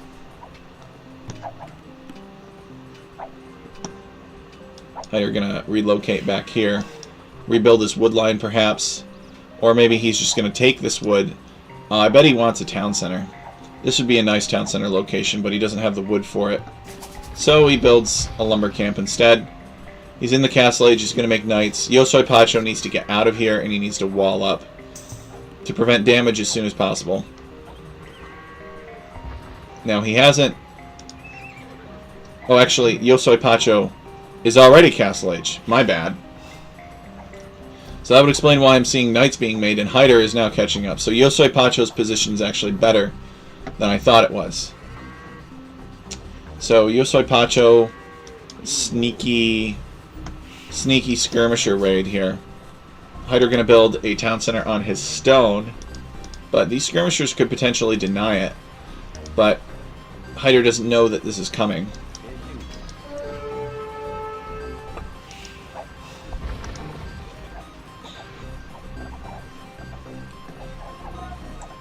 True, keeping the town center working is very important. So Hyder gonna send everybody that was gold mining at least, to build this. Get this up because this is very important to him. I don't think the skirmishers can deny this town center, but they might come close. Hyder's got a big archer and skirmisher army now. He's Castle Age. And Lithuanians, and he's probably going to camp the base of this tower. And that could be GG. I mean, there are... Yeah, Yosoi Pacho not adequately defending the base of his tower here. Going to lose more villagers to Hyder. 41 villagers now. Hyder's 48. He's got some knights. The knights have the first armor upgrade. But, you know, these archers are in between. He's going to try to do a trap, which is sort of... Oh, alright, Mangonel. Then the trap makes a lot more sense. But there's a hole in the wall, and Hyder's able to escape. Actually, this is completely walled in here, so the trap could still happen. Hyder going to try to chisel his way through these palisades. Mangonel is coming.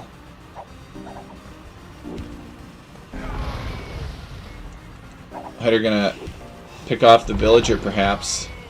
Yes. So now what he needs to do is he needs to quick wall this. Hyder going to pull these military units back, and actually this is a really good win for Yosoi Pacho, and he needs it too. He's behind by 12 villagers economically, so he wipes out Hyder's army with clever use of knights and mangonels. So it was a good play for him.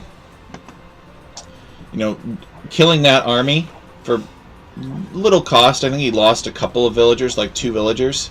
Killing that entire army was a good win for him. I don't think Hyder will make any more archers. I think he's done. I think he got the space and the time that he needed, and now he is going to make knights and scorpions. He's making a defensive mangonel. He's completely walled himself in. He's in boom mode at this point.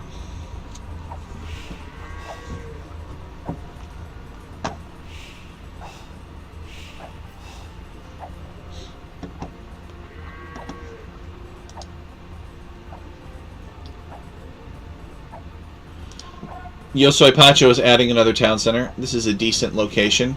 It's close to a gold, close to some wood, close to some box turtles. So, and it's on this flank to give him an idea of when his opponent loops around this way. Building site obstructed. Oh! Yosoi Pacho is in. Hyder has a monk. He's converted a knight. Pikeman has killed a knight. And, oh. Alright, they did manage to get that. Hyder was able to save his monk, which is a good save. Hyder doing his best to get relics now. Got his monk, and he wants to pick up this relic. And I think that the relics are all in the tail of the comet. There's another one here. There's another one here. Remember, guys, the Alchemy League is standard victory condition, so if he gets all the relics, he can win. He could win that way. Yosoi Pacho with the mangonels wants to force this annoying tower out. He's got a villager repairing the mangonels. And meanwhile, Hyder is just booming. So Hyder's at 76 villagers, and Yosoi Pacho is at 53.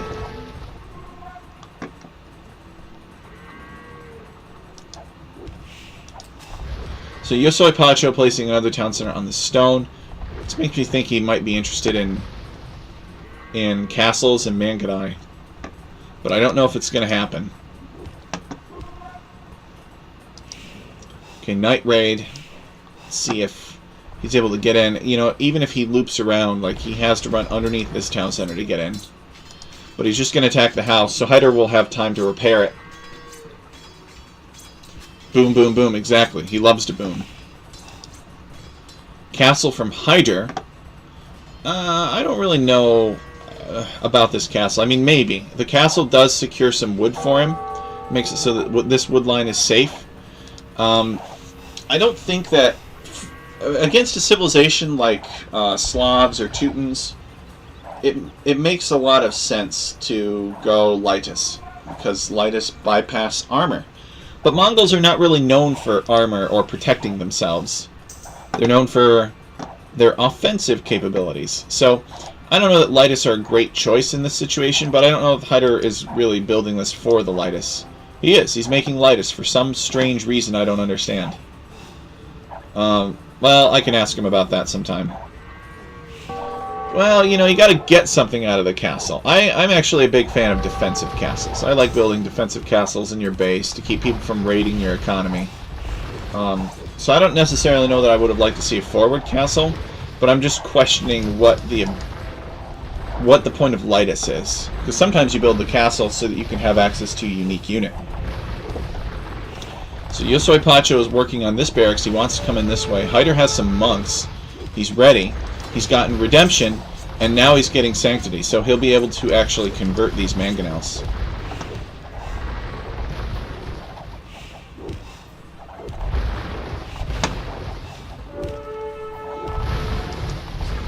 This mangonel is being targeted. These knights are being targeted. Yosoi Pacho is afraid. He withdraws, but he is going to send his light cav in. The light cav will probably pick off this one monk. Yeah, he does get the one monk. But there are Lightus here to defend the monks. The Lightus have less pierce armor than a traditional knight. So knights have 2-2 armor. Lightus have 1-1 armor. But they're cheaper. They're cheaper, and I think they have more attack. So, but not more health. Or maybe Hyder doesn't have bloodlines yet, and that's why. So, 3 town center for Yosoi Pacho. Hyder's at 110 villagers and pop capped. Yosoi Pacho is at 82. So really, this is where Hyder needs to make something happen. He does not want to let Yosoi Pacho boom up and catch up to him. His power spike is now. Hyder actually might be on his way up to the Imperial Age. See how many relics he's gotten.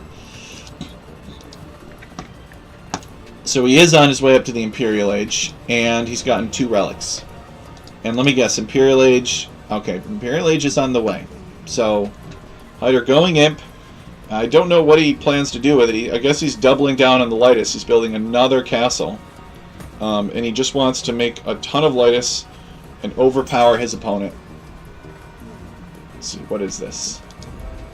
He's getting hill forts, which give town centers additional range and attack, I believe. He wants to build town centers all throughout this comet and deny these resources of his opponent. Now his opponent still has access to the tail of the comet and all of these bonus resources out here.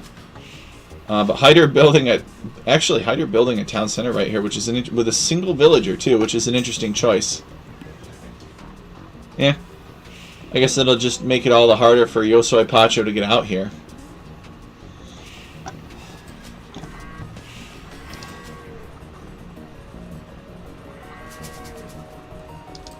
Hyder with another town center. So raiding party coming. They actually could deny this town center, and they should. This is kind of a greedy town center from Hyder. It's not actually exceptionally greedy. It's near the back of his base. It's just good timing for the underdog of this match so far. Castle going up for the Mongols. Let's see if Yosoi Pacho is on his way up to the Imperial Age. He actually is as well. So both players are imping. And I think that Yosoi Pacho might be there first. No, Hyder's going to be there first. Yosoi Pacho is preparing Mangadais. So he's got another castle here. He's making Mangadai. I don't know if he's going to have the time to go Mangadai. But Mangadai would be a good choice. Get enough of them. He doesn't have to worry about the monks. He doesn't have to worry about the Lightus. If he can get enough. Mangadai output is just... damage output is just crazy. They're very powerful. But it takes a while to get there. They take a lot of upgrades. So in Imperial Age, Justinian getting Bracer. He should be getting Chemistry as well. If he has... he might have to build a university. Yeah, he just built it there so that he could get Chemistry. That's funny. Go ahead, click it. We know you want to. I bet he's saving for... he's getting Devotion, strangely enough.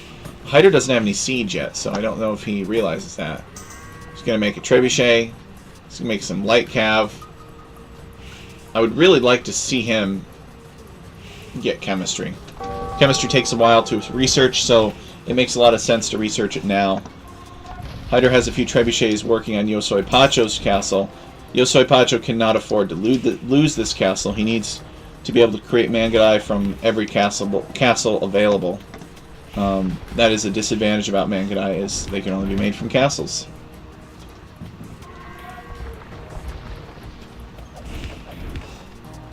He's choosing to keep this castle up.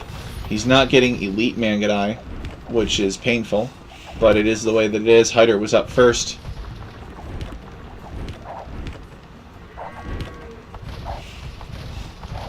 Now, Hyder, I don't believe that either player gets bombard cannons. I could be wrong. I know that Mongols don't.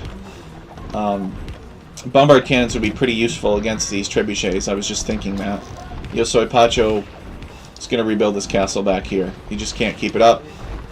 And he's got some, strangely enough, he's got some monks here. He's going for the monk snipes. He's afraid of these monks. He sends his light cav in to kill them. He's going to try to get as many as he can. But these Lightus kill most of the light cav, but the light cav also killed most of the monks, so I guess it's fair. Castle's going to go up for Yosoi Pacho, and he's got conscription queued up behind this Mangadai, and he wants to get as many Mangadai out as possible. I think he's doing the right thing here. He's just slow. He's not... he didn't do as much damage as Hyder did in the Feudal Age, so he's a little bit behind him.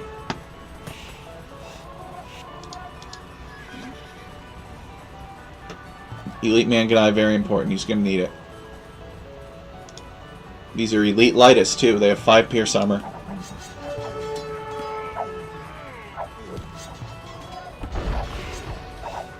Okay, so Lithuanians do get Bombard Cannon.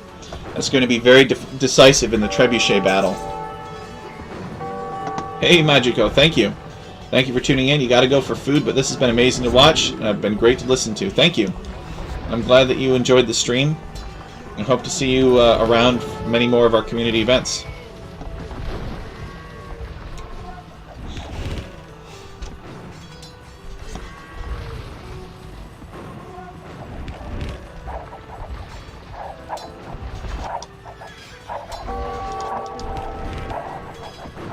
Trebuchet under construction, Mangadai under construction. There's only 2 castles here doing it, you know, so it's really hard to get the Mangadai numbers that he wants.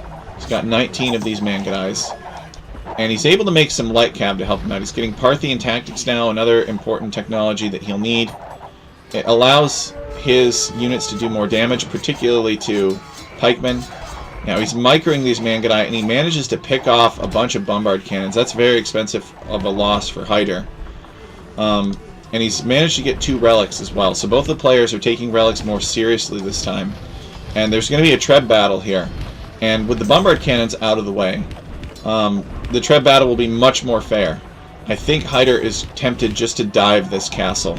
I'm not sure why Yosoi Pacho is not repairing this castle. It seemed like he had the villagers to do so. But with the castle down, there's nothing stopping these light cav from just these lightists from just rushing in here and killing everything. And I think that's the next plan. Sure, there's some Mangudai, but I don't think the Mangudai are powerful enough or in sufficient number. Yosoi Pacho, he's hanging on though. He's still making Mangudai from one town center. He's got a ton of gold. He expected to be able to spend this gold faster on more Mangudai, but he just can't get the numbers up. He just only has one castle.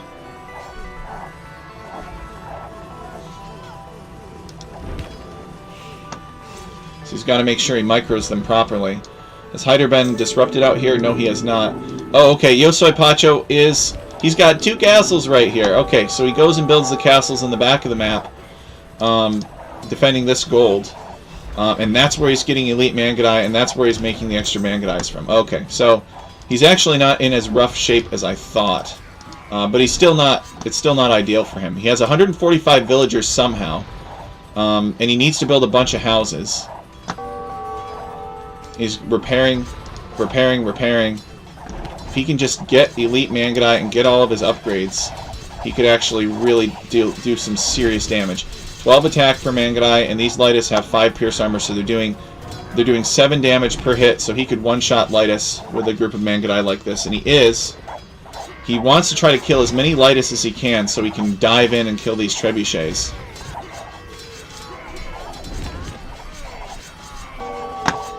He's leading the Lightus on a wild goose chase through his economy, trying to pick off as many as possible. Hyder's replacement rate for the Lightus, I think, is too good. What are these villagers doing here? Mangudai eventually just stopping and getting run down. I think it was closer than it looked, especially when he had all of this stuff back here. But the timing for Hyder on Imperial Age was just too good for Yosoi Pacho. And as a result, his base is being cleared out. Yosoi Pacho calling the GG.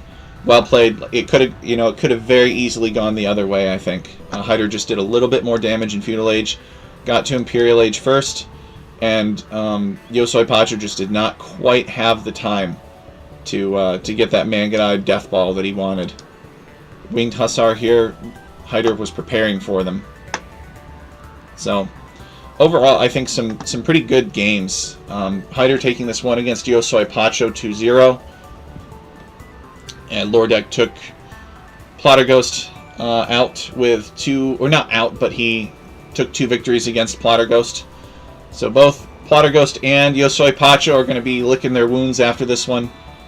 But guys, remember that there's another sprint after this that's worth twice as much. So, these guys are going to get some good experience with the players and with the maps, and they'll come back tougher than ever. So I think these were some pretty competitive games.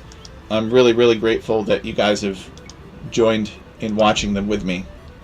Let's take a look at the accomplishments here. Hyder with 219 kills, 165 deaths, 21 buildings razed, 3 lost, 4 conversions, largest army of 51. So, Yosoi Pacho, aka Justinian, just could not quite get there. Just did not do enough damage in Feudal Age. Maybe his build could have been a little bit better. Don't know. Or maybe he could have docked. There's all kinds of tweaks that could have made it go completely differently. Boomed up to 150 villagers. They both did a good job of trying to get relics. But Hyder just pushing that advantage at the right time. Alright. So that's going to do it for me today, guys. Thank you so much for tuning in, as always. And I'm looking forward to seeing you guys again soon.